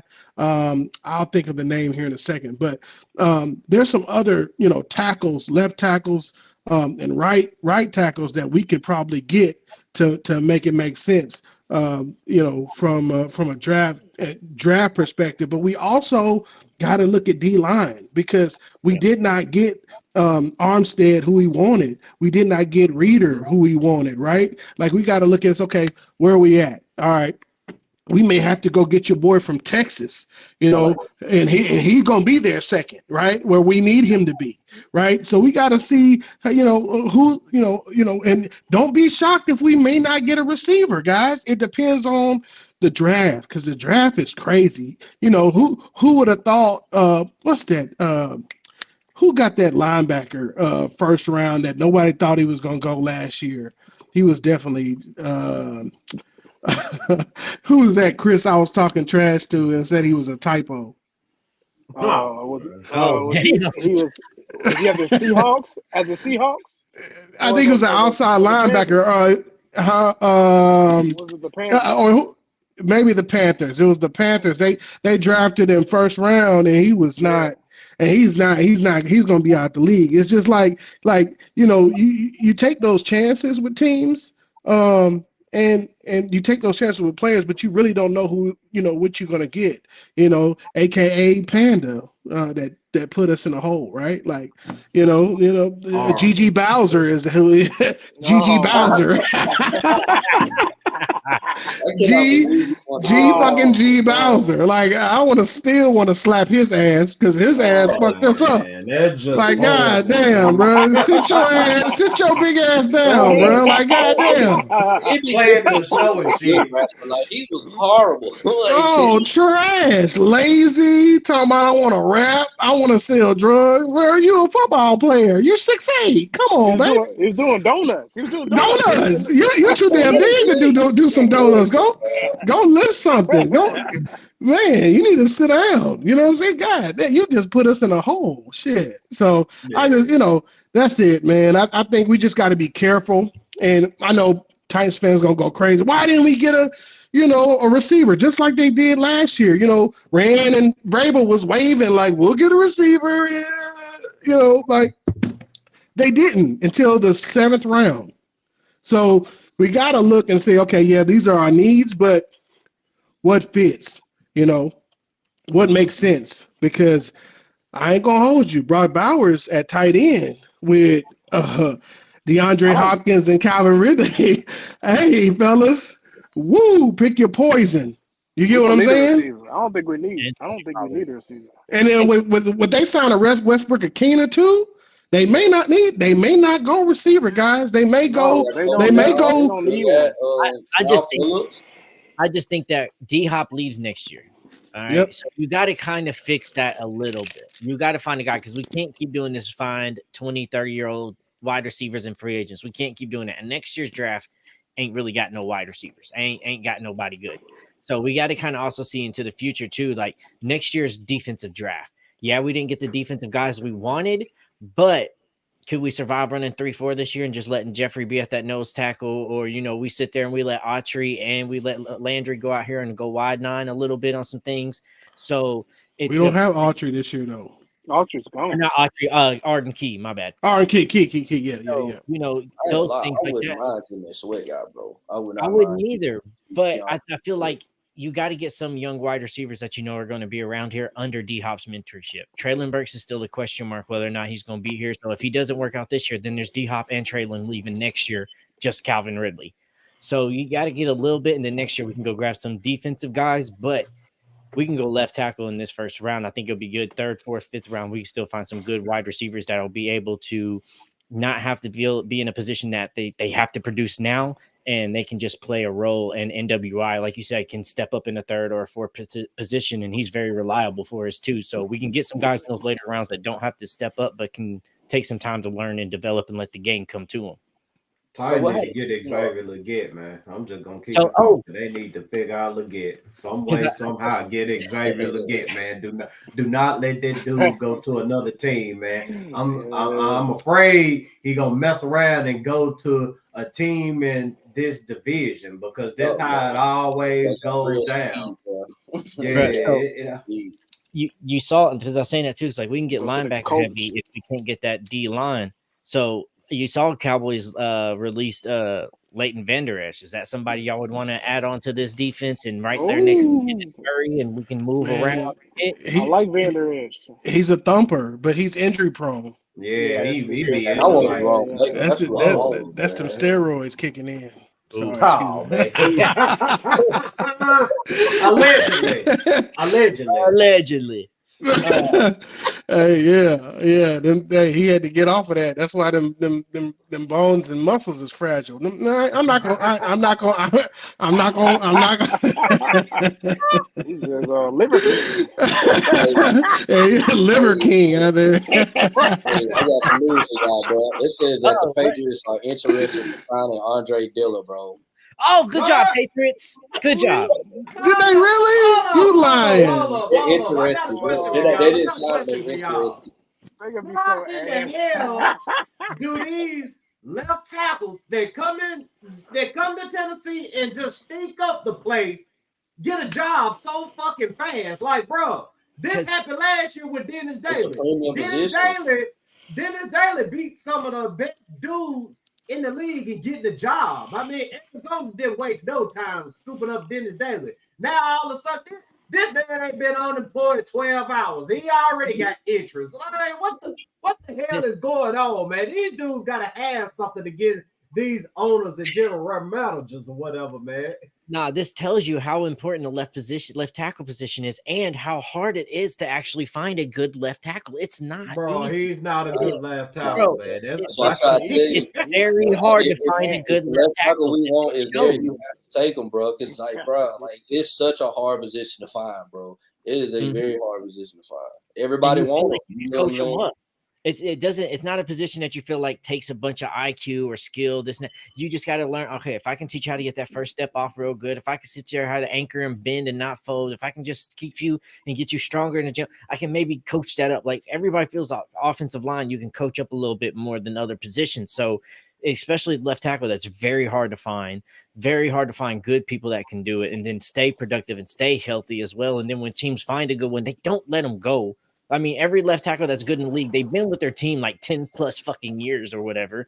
So it's incredibly hard to find left tackle. So that's why I'm with y'all now. Now we got wide receiver, got some of these other things. Let's go find us a left tackle, book it down for 10 years and be just fine, because it's incredibly hard to get one, seeing these teams, how willingly they are to sign Daly and fucking Andre Dillard.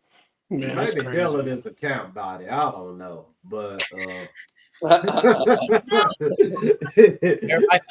He's gonna go to the Patriots and be so bad, bro. I feel man, a count body, man. If they sign me a count body, that's how I'm gonna take it, man. But y'all ready to talk about these Texans? Yeah, man, they engaged in the foolishness again, man. They went traded a 23rd overall draft pick to the Vikings in exchange for what I believe is it a second round pick this year? Or a third? They got 2 second round picks, I think, and they got a second round next year. Matter of fact, I got it right there. Yeah, they got a second round this year and next year. Yeah, so the 23rd overall pick this year and the what?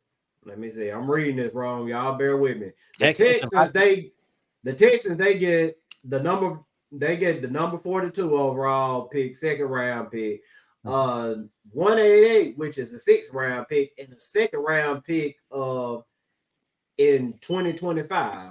And a lot of people, and I have to agree with everybody because it's the Texans and fuck the Texans, but they got fleeced. I mean, to call it what it is, they got fleeced. Maybe they fellow fans finna come up in here and start talking about we didn't get fleeced. Yes, the fuck y'all did get fleeced, bro. What are you giving up your 23rd overall draft pick? Yeah. Are y'all that damn good? I mean, shoot, y'all walk around, y'all call CJ Stroud Jesus or whatever. Yeah, I'm really starting to think that their GM really thinks he's Jesus too, man. But Stanley Wilson in the building with a super chat, man.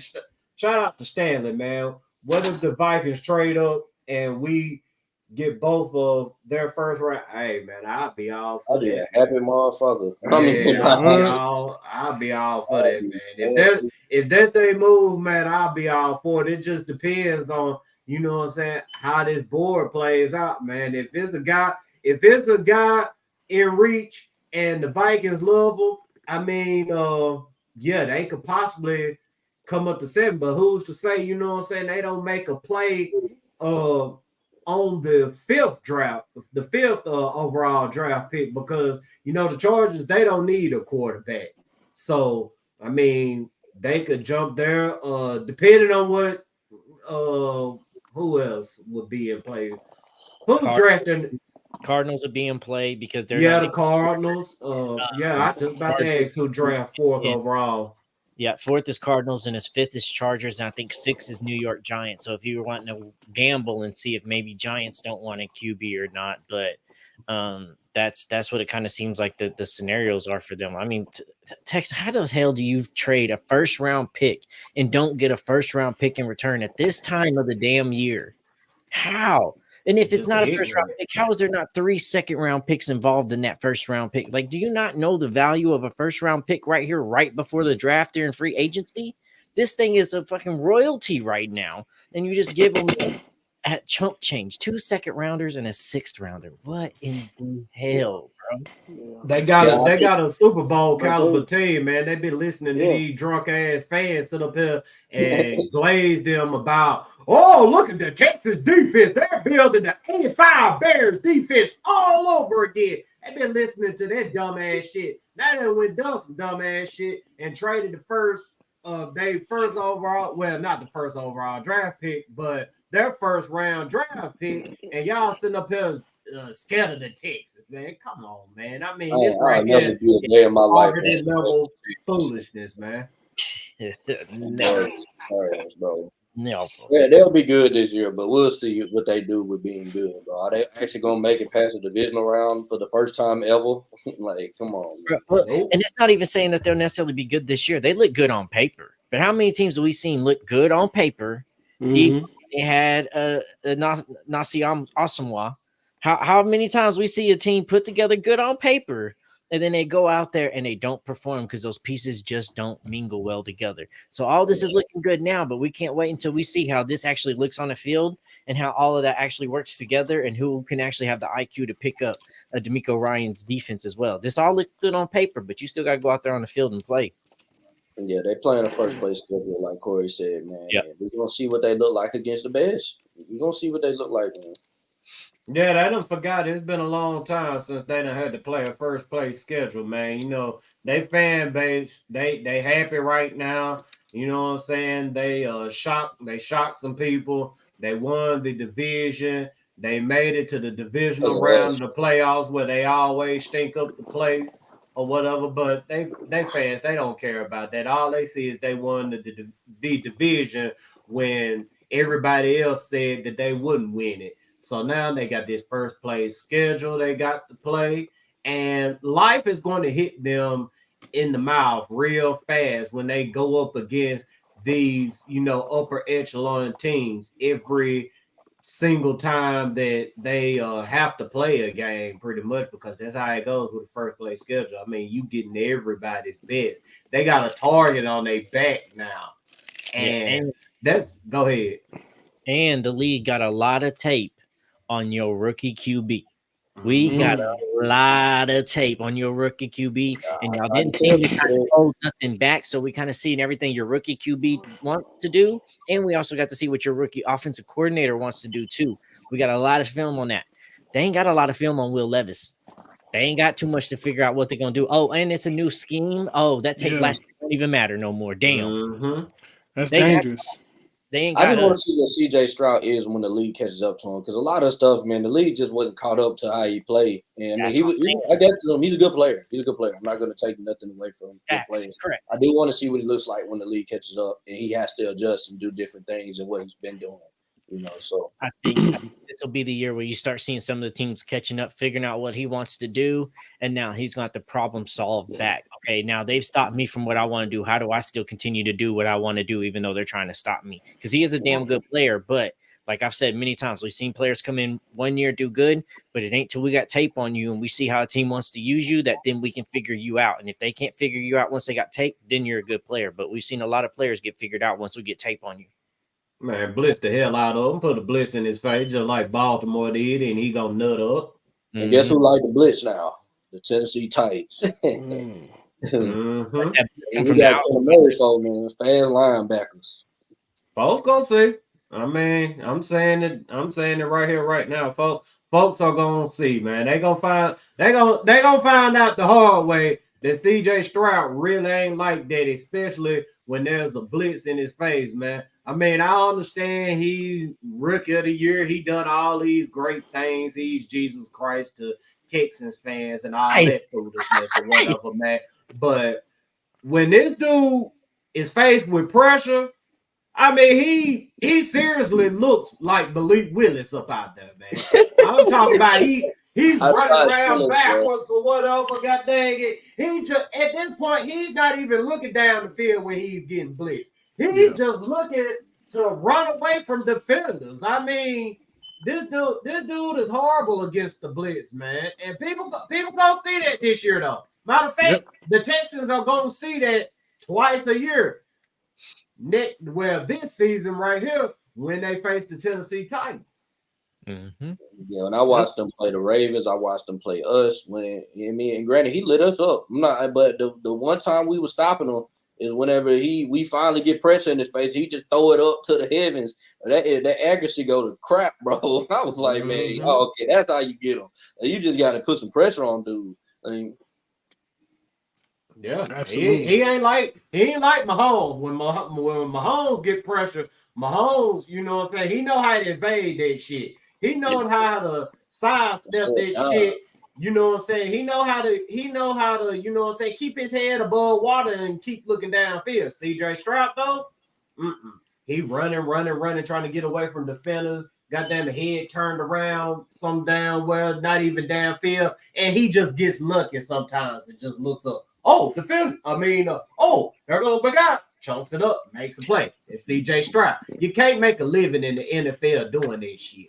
Yeah, we saw that in the playoff game, guys. I mean, we saw that how he, and that's what I think about when you think about CJ Stroud and you think about what Will Levis and you think about the big game scenario, right?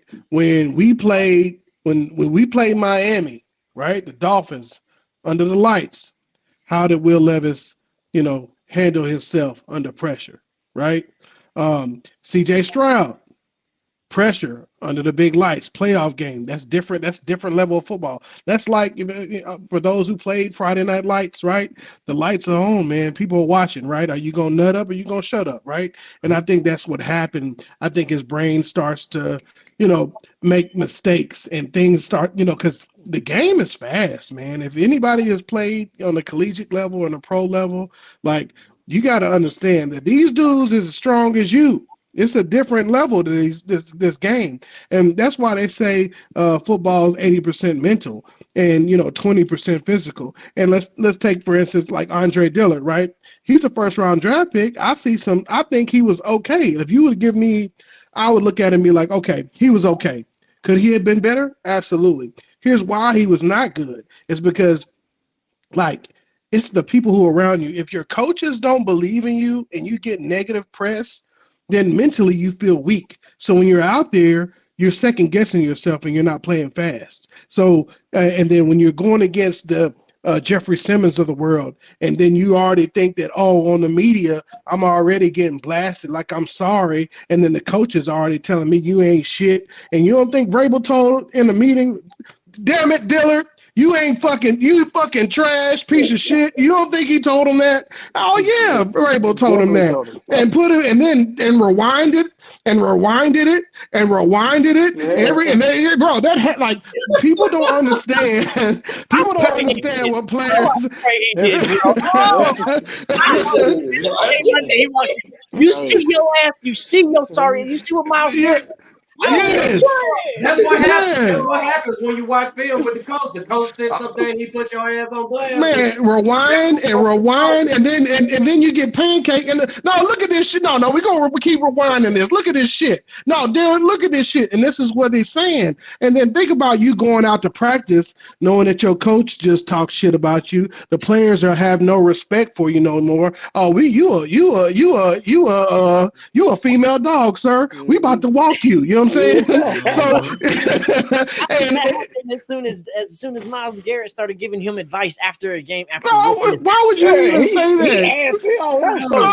Man, that was horrible. Why do you even let that happen, bro? I don't give a damn if you whip my ass all game, bro. You ain't about to show me out here on the field how we go. Look, we'll handle this in the off season, sir. We are not doing this now. Fuck out of my face. We about to fight. Oh, we going to the car? I got something for you. Just come outside. I got something for you. I gotta go Monday and hear Vrabel talk about how I got my ass whipped too. No, man, yeah. And if you don't think that happened, and I think that's what, like, for example, so we don't CJ Stroud, man, I think he's a young player. I think he's up and coming, but I think his limit is Dak Prescott. I think that's his limit. I think that's about it. They don't want to hear it from me, bro. They don't want to hear it from me. They think I'm hating. Oh yeah, you just said it perfect right there. Dak Prescott. That's what he is. If he can sit up in the pocket without a ton of pressure, he'll dot you up. I mean, against a weak defense, he'll dot you up. But as soon as he go against one of them defenses with a good ass defensive coordinator who already know what to do with him, he's gonna do just like Dak Prescott be doing. He's gonna get up out there and start throwing them interceptions. That's awesome. He also had Tank Dell. He also had Tank Dell. Yeah. Tank Dell. I want to take Dell so bad last year, bro. I wish we would have drafted Tank Dell. We needed him at the slot. That would have been super nasty. Him and Julio. I mean, at the slot, and and I thought about keeping Traylon Burks. So you may have two outside receivers, Julio and Burks, and you got Tank Dell at the slot, just slicing people up, man, what he's doing in the NFL today. You know who I really, and I'll say this, my number one pick in the draft, I hope we get him, is Xavier Worthen from Texas. I want him so bad, guys. And I think, hey, listen. It's hard to guard quick speed, bro. And he's different. He's little. He's agile. And if you go watch the film, bro, he plays 100% every time. And what I also look at his stats from when he was a sophomore to senior, they're consistent. And that's what you want. That's what you want in consistency. You got to be consistent. And he can play outside in. And then you take that 4-2-1 speed and you run him on a slant or line him up with a linebacker 101, but they ain't covering it, right? And then if we can get him, and we already got Calvin Ridley, and man, I'm praying. If we even got him first round, I wouldn't be mad. I know I sound ridiculous, but I'm thinking because I know. Yeah, man. I know good talent, bro. I know good speed. It's crazy. I'll say this though. I do. Yeah, that's the only thing I got on him, man. He gonna have to get in that weight room, bro. If he do come to the league, because I'm scared he gonna get injured. But as a player, you know what I'm saying? Most definitely, bro. The tape, you know what I'm saying? That ain't just, he ain't just fast, bro. Like he got routes, you know what I'm saying? Routes. He gonna cook you up. But look what your boy from the Eagles though. Eagles, what's a receiver from the Eagles? Devontae Smith. He ain't big, but he will cook you up. But he also gets hurt a lot too, though. I mean, you know, That is Yeah. true. He got to get his weight up. Word Yeah, ain't that's got what I said. He just got to ain't get his got weight up. hands That's like all. him Yeah, though. it's gonna take a couple off seasons for him to get his weight to where it need to be. Yeah. And he's gonna be good, man. I like him. Just don't let him go to the damn Chiefs. You know what I'm saying? Right. Please don't They let got that. Hollywood Brown now. Well, shit, they gonna Oh they still do. need a yeah, wide receiver. they They got do. they Hollywood straight. Brown now. You know, revive that man career, bro. Watch. Bro, we just as Titans, we already got that persona of players come here and get injured. We're injury prone and all that, and we've taken chances on players in the draft before that, like maybe they won't get hurt, maybe they'll do this, and it seems like if it's going to happen, it's going to happen here. And it's just we've gone through it so much, and I might be wrong, but it's just I'm so iffy with those things right now because it's been years upon years of this shit happen, even before Vrabel's era and the Malarkey era. We had this shit all the way back with Jake Locker's ass doing shit too. So I just want to know that we got people that we know will be solidified first while we're building these foundation pieces that we know we can rely in to get through full seasons, and then we can take more gamble risk on people like Worthy later on. But if we get them, I'm not going to be upset, but I feel like we just got to get those stable foundation pieces when we're building on Brian Callahan's first year. Man, I'm telling you, man, if Levis has some decent protection this year, I feel confident that he's going to make it do what it do.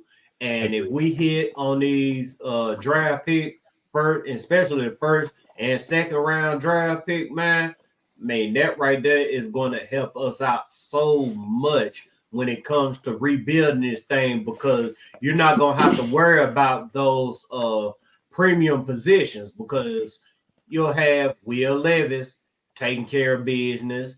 You'll have your first round pick taking care of business, and your second round pick taking care of business. And that right there really opens the door up in future drafts and with future free agents coming up, man. Because when you get to that point when you're ready to contend, and all you need is that one more dude, you can sit there and seriously talk about, moving up the draft boards and getting that missing piece, or going into free agency and giving up whatever draft capital is needed to get that one more piece. Yeah. No, I 100% agree with that. And I think in a perfect world, like when I was doing my mock, definitely went Joe Alt first round, and then second round was potentially receiver. But now that we have Calvin Ridley, that definitely is a big question mark for me, because now I'm like, oh snap. Or what about linebacker, right? We just got a linebacker, right? We got, Kenneth Murray, which I feel like, me and my brothers, we definitely have a debate on if he's a dog or not. But I feel like he's a dog. I feel like he's, Shair Aziz, 2.0, but he's younger. He just need a little bit more season, right? And we may, you never know what we may do, because, players got to want to come play at Tennessee, man. It's up to the players. And I don't think fans understand that. Like, if I have 3 contracts on my table, and I'm not from Tennessee, but I know Atlanta's fun to go to. I know Vegas would be fun to go to, or California would be good to live in, right? Like, and I got Tennessee. I might go somewhere else. It just depends, because you got to realize who that person is, right? Like, not saying I'm born and raised from Nashville. Would love to them to come, but we are up and coming city, so we're not the Las Vegas, or we're not the California. We're not New York or Chicago. That type of fan base. It's becoming that, though, and the fact that there's no state taxes, that's another thing that's coming to it. Nashville's popping. D-Hop already said, Nashville's a vibe, so it's putting it on. Calvin Ridley come out, said that. Brock Bowers came out and said, hey, Nashville's a really cool place, this and that, da-da-da-da-da. So it's starting to turn and become that narrative. So I'm excited about that. You start getting people in and yeah, but Kenneth Murray is a beast, bro. I'm from Oklahoma. I don't live in Tennessee. I'll be moving out there shortly, but I watch him here at OU all the time. He flies around. He's big. He's fast. He's impactful. He's always around the damn ball. And a lot of people's like, well, he didn't do nothing in the Chargers defense, and he didn't improve. Who improved in that Chargers defense? Not Nobody. All of them Nobody. dogs they had. So I don't blame him. I blame that coaching staff. So I think he finally gets a fair chance here. I think this defense is going to let him roam around and let him be free and just fly around. And that's exactly what he does good at because he has a good IQ. He knows what's going on, and he's just always around the ball. And I'm excited to see him play, bro, because there ain't been too many Oklahoma boys in the Tennessee Titans jerseys, and I'm excited. Yeah, that's exciting. That's crazy, bro. Now that I think about it, man, nobody really did get better in that defense. Like Joey Bosa got worse, freaking Derwin James got worse, Khalil Mack. What happened to him? You get what I'm saying? Yeah. Khalil Mack, bro. Nobody, bro. That's what I'm saying. And But even they had J.C. Jackson, he didn't do nothing. Asante Samuel, what happened to him? You know what I'm saying? Their defense was terrible. And that's why I said what I said when we signed the guy. I said, I'm not going to give my opinion about the dude until I actually sit down and watch some tape on him. And once I done that, and once I sit up there and just, got to thinking about it, I'm like, who did what on the Chargers defense? I mean, y'all sitting up there talking about he the worst player ever and all this old foolishness. I mean, shoot. Who done what on the Chargers defense? Didn't the defensive-minded head coach of the Chargers get fired because the defense sucked so bad? I mean, come on, y'all. Use common sense. See, I know where those opinions came from. Those opinions came from that old free agent foolishness. They sit up here, god dang it, some of them probably mad because we signed Tony Pollard. They didn't say nothing about Cushenberry because they already knew not to say anything about the guy. Then they saw some other teams making some moves. They wonder, well, why the Titans ain't making moves? So the Titans make a late night move, and it's Kenneth Murray, and here they go. Oh, he's the worst football player. All that dude does is run around like a chicken with his head cut off. He doesn't know how to locate the football. He can't cover. He can't cover. He can't cover out the backfield. He can't. But man, I watch film. He's all over the field, like you said, man. He comes up. He fills the gaps. He makes plays. What I do when I did see what he does make mistakes on, he goes so hard he will overrun the back sometimes. But he's 100%, 110% full speed, full throttle, just like he said in the interview. Oh, I play fast. I play with intensity. Like that's how he plays. So I'm excited, and I can't wait to see who he's paired up with. I'm excited. I can't wait to see what the defense, the new defensive coordinator is going to run. I know it's going to be multifaceted. I know the defense is going to move around, and we're going to see some things that we've never seen before. So I'm excited. One thing I see. Go ahead. No, I was just saying one thing I see with him. He can't get off blocks that well. I've been watching him. He don't get off blocks that well. But he goes to the ball just like Aziz. You know what I'm saying? He's right there with him, but he just I don't know if he's got to build some more muscle or work on his technique. But yeah, he got to get out the blocks because he gets stuck sometimes. I think it's the technique and the coaching with that there because of the simple fact that, you know what I'm saying, this dude, I mean, he's coming. I mean, he's just straight up coming at you or whatnot. And, I don't think that he done had the coach that could, hone in, that could help him just hone in on those, those pass rushing techniques or whatnot. I mean, the coverage thing, I mean, I'm kind of concerned about, but then again, I have to think about what type of defense this guy is going to be playing in. He's going to be playing some coverage, but they got Kenneth Murray for a reason. They got Kenneth Murray because he is a head hunter, and that's what Denora Wilson wants. Those are the type of linebackers that he loves. He loves those dudes that just, just come straight at you. I mean, he wants those aggressive type of dudes, man. And I'm with you on that. He does have problems getting off blocks, but I put that on like Brandon Staley type thing because then once I start analyzing that whole D line, Nobody got off blocks. Joey Bosa ain't getting off blocks. Khalil Mack ain't getting off blocks. Nobody was. So I was like, maybe it's how they're teaching them to do this shit that they just getting their ass whooped over there. Brandon Staley, a defensive minded coach, but his defense sucks over there. I don't understand what's going on. So that's where I'm trying to see if it was them there or was that coach, because it seemed like that coach failed that defense a lot. Yeah, I'll say this. I'll say this though. One thing I watched about him, man, he is very fast, very athletic. He do.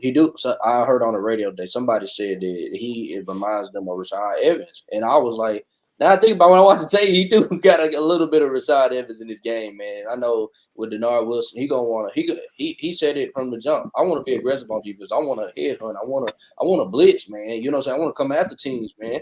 And you got the perfect guy to go do that. You know what I'm saying? That linebacker with Kenneth Murray. So, I feel. Yeah. 100%. 100%. I definitely think that Murray is a missing piece. Even I was super excited about seeing Jerome. Is it Baker? Yeah, oh, bro, like yeah, he's a thumper, man. I love I like sure tacklers. He's not a go through your neck type of person. He's a nice like form tackle, wrap up, get you to the ground, loss of yards, fill in the gap, type of player. And he's definitely a green dot type of player that can call the plays, and to have him. Him and we call it K9. That's what he want to be called, right? Murray. Having them two, handling, and I think that's what we missed last year too. Like, I don't. Dr. Gibby was, he was some mid. I would say he was some mid. I ain't gonna. He's smart, dude, but he just doesn't have it athletically. If Dr. Gibby had Kenneth Murray athleticism, bro, he would be Ray Lewis, bro. Yeah. Man, what? He would be up there with Fred Warner right now, man. He would smart, be, you know what I'm saying? He would be Luke Pinkley all over again. Oh, absolutely, bro. Absolutely. I'm excited about it. I'm excited about the linebacking core. I can't wait to see it. Even with cross your fingers, guys. I think we still have a shot at getting Chase Young. I know people are in and out on him, but at the end of the day, it's all about the culture. If he comes in, trains hard, think about that lineup with Jeff Simmons, man. Chase Young, Jeff Simmons, Arden Key, and Landry. Because here's the thing, Chase Young is getting a little bit thicker, man. If y'all seen pictures, he's getting a little bit thicker. You could definitely, move him down to a 3. You know what I'm saying, inside the gap, and move him down to a right end, or not saying play nose guard, but I think Big Jeff can take on 2. But having him and Landry and Key, that's nasty, right? That's a nasty combo. I'm just worried about Chase because they always talk about his work ethic, him not taking practice, taking plays off, taking practices off. I ain't always full motor. It's iffy, this, and that's what I'm worried about with Chase, because when he does turn it on, he's a hell of a player and he has a good ass motor and he can make plays. But if you're not going to if you're going to be selective when you turn that on, that's not something we need in Brian Callahan's first year in state and culture, because you're already letting the cancer be in on the first foundation of building your pieces. So when y'all sit there and y'all have this conversation with him on his visit and stuff, make sure he's 100% in, ain't going to take no plays off. You make sure this contract is hell of a incentivized as well, so that way you can't take no damn plays off. If you want your money, you got to go out here and play. So if that's the case, if we're going to get Chase Young, you make sure that contract is hella incentivized, and you make sure he earns his money so he can't take plays off. Let's talk for a second, man, before we get up out of here, man. Corey brought up a question that's been asked throughout the day, man. That relationship with Tierra Tart. Mike Vrabel is gone, and I honestly wouldn't mind having Tierra Tart back. If Tierra Tart to come back, if Mike Vrabel was the problem for him, the problem is gone. And if that's the case, if I was Rand, I'd call him up and say, hey, man, look, I understand how you feel about Tennessee, but I want you back here. Callahan, he likes you. He wants you here. What do you say, man? We got this for you. Let's make it happen. I think Tierra Talk, I think he would go for that, man, because at the end of the day, as emotional as he was, and it was justified, he loved Tennessee, man. I mean, that man didn't have a bad thing to say, man. He was one of the most, positive dudes on the team before this season right here. I mean, he big fun loving guy or whatnot, man. You see Terry Tart, man. I mean, he's just making plays, laughing, having a good time. This past season, some things changed, man, and he definitely wasn't himself. So, like I said, if Mike Vrabel was the problem, Rand need to be on that phone, man, try to get that guy back. I push back on that a little bit. And CJ Leader, yes, this is live, even though we've been here 2.5 hours. Yes, it's live. It's not pre-recorded.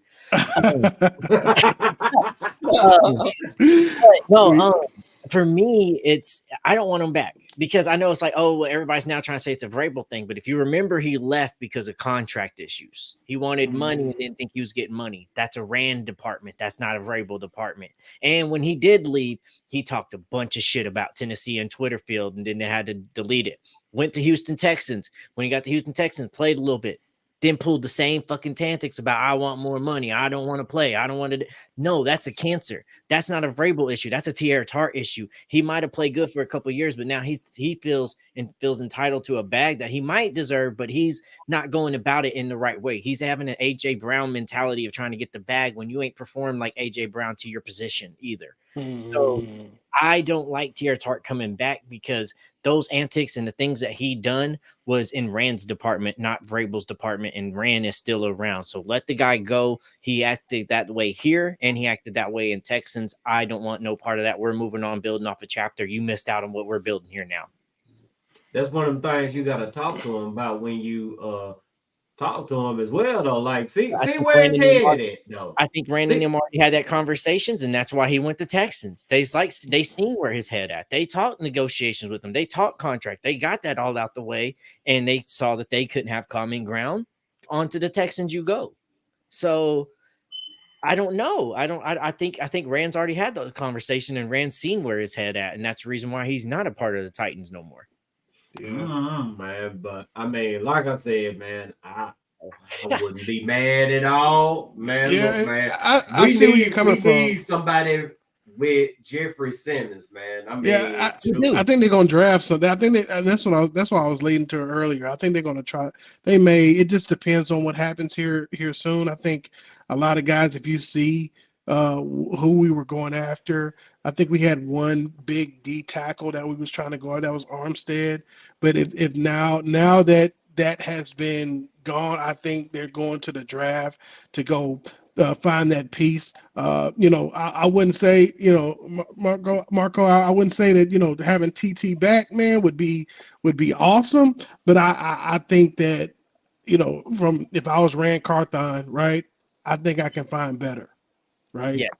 I think I can, because you got to realize the defense may be different because now we have a DC that come from, he's got a, what's his name? Todd Bowen, not Todd Bowen. Todd Bowles. He came from Todd Bowles' scheme. He came from the Ravens under Harbaugh. So he has this multifaceted defense that he thinks that he's going to run, so that may not fit. You never know. We may go to a 4-3. I don't know. Like, it's going to be different, guys. Like, it's going to be a different type of defense, but we have to build the defense off of one player, right?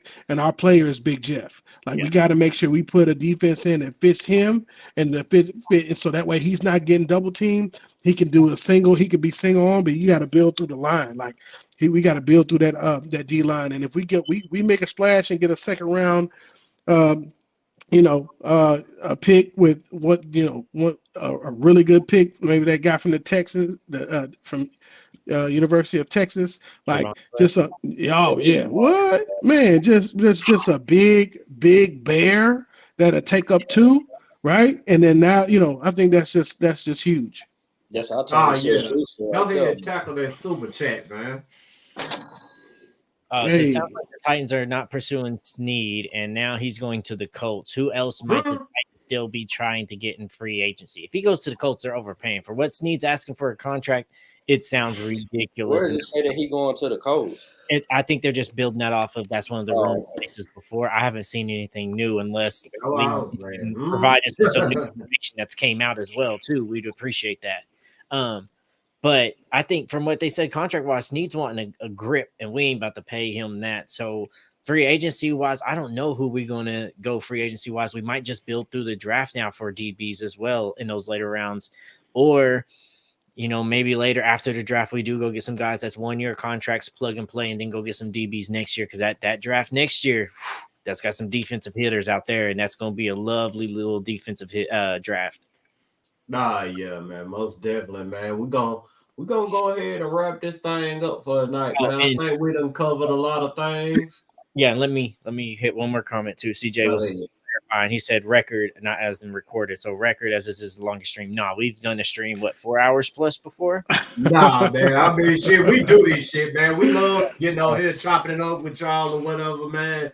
I mean, sure, we done had some long streams plenty of times, man. And man, we got 200. It was up to 280, but now we got 245 people in the building tonight, man. This 2-hour stream, y'all rocking with us, man. We very much appreciate it, man. Make sure you like, share, subscribe, tell a friend about us, blah, blah, blah. This, that, and the third. Hey, Chris, Coach, man, y'all talk to the people before we ride out, man. Talk to them. All right, well, shit. Hey, man, listen. I was gonna let Chris go, and then you know what I'm saying. Hey, listen, we appreciate y'all. Hey, man, go. Follow us on TikTok, End Zone Boys. Go watch them up, run us up. Hey, I need more followers on there so I can do some live stuff with Chris and my brother Tim. So I need at least 1,000 followers to even go on live on TikTok. Ain't that some bullshit? But anyway, we ain't gonna get into that. But man, go run me up, man. I just need, even if it's fake, some bots. I need something so I can go live, man. So that way we can talk Titans, man. Hey, guys. Titans Colosseum, man. I got to get my beard like y'all's. I got to go to the Lions Den to get mine. I got to go to the Lions Den. I got to get the Lions Den. To go get that beard oil. From the Lions Den. But anyway, I just want to say thank y'all, man. Marco, man, the team, man. I appreciate y'all. Love y'all. Hey, tighten the fuck up. It's up. I can't wait till damn August. We going in. Any team coming through, we gonna give them hell. Man, keep showing us love. We love the Titans fans. We, supporters come down, listen to us talk shit. Come talk shit with us, because we need a team. We need a powerful. We don't want them coming in thinking they're gonna run. They're gonna come in our trap, take over our trap. And that ain't happening. And you want that stadium roaring and loud and fierce in this year. So hey, bro, we need more people like us. So we gotta. Yeah, we coming to talk shit with you, bro. For damn sure. Sir. Man, yeah, for sure. We set that up. We gotta set that up for sure. Yeah, most definitely. Hey, before we ride out, man, shout out to Leon, man. God dang, Leon turned us the hell up, man, as we were riding out. Man, thank you for the super chat per X account at NFL Notify. The Colts are in serious talk with the Chiefs for defensive back L'Jarius Sneed.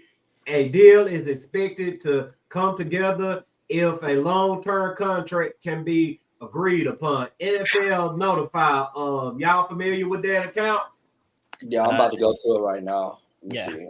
I know if I just want to don't take the. You know what I'm saying? Hey, the Colts sound scared to me. That's what they sound. They saw we signed Calvin Ridley. They had to do something because we coming, baby. We coming. Tighten up. We in there. Hey, we gonna go to this draft. We about to draft crazy. Rand's in there making a whole. He making some hot chicken in there back there. Rand is cooking it up, baby. I love it. For sure. You say what, RJ? Yeah, he don't have a sword? He ain't got no sword. He just say rumor. I read it. It said exactly what dude just said in the comments, man. It just said rumor. Okay. So ain't nothing. And we had rumors that we was going to get Sneed. So until something is final, I see Ian Rappaport say the Colts have traded, said this, that, and the other for Jerry Sneed, bro. Just sit back. You know what I'm saying? Don't worry. See, It may not get. They do sound like they scared and they would make a move like that and overpay. That's what they do. They see Rand over here cooking 5-star meals and they over there trying to cook too, but they're trying to boil. I'm sitting up here looking at it right now. I don't know to focus in on it, but yeah. So we'll see. It's a rumor, and they say at the top of their page they got it pinned up here. Tweets leaked by our sources that have been confirmed. So I mean, oh yeah, I wouldn't put any stock into that right there. I mean, unless Schefter says something, Albert Breer, and all those other guys, the reputable guys who cover the team, who cover the teams in the NFL or whatnot.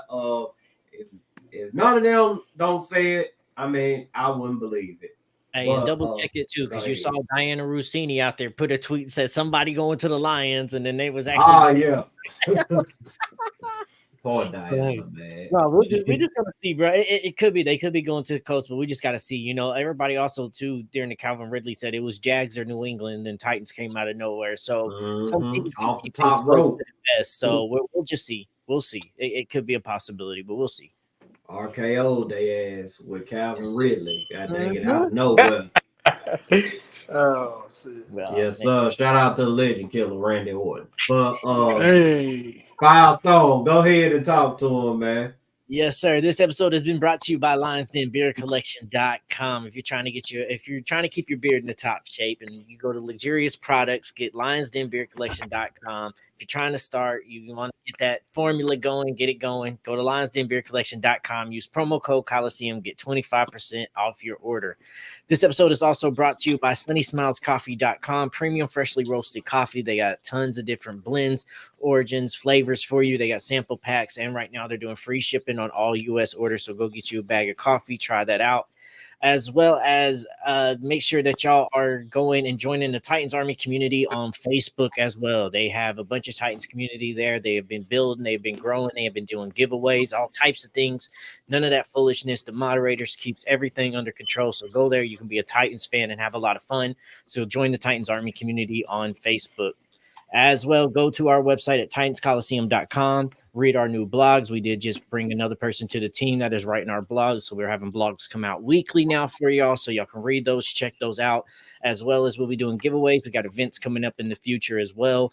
New merch is out now. New merch will be dropping. So go out there and get your, Let Rand Cook merch as well and sign up for the newsletter.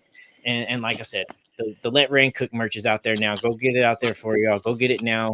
TitansColiseum.com /merch and go get the merch that helps us continue doing what we're doing in this podcast and take it up to the next level and continue to progress. For sure. Y'all make sure y'all follow Shorn Sports on Twitter, man. That's the dude that's been helping us out with the articles, man. Great content, man. Straight to the point. He ain't gonna hold you all day long, man.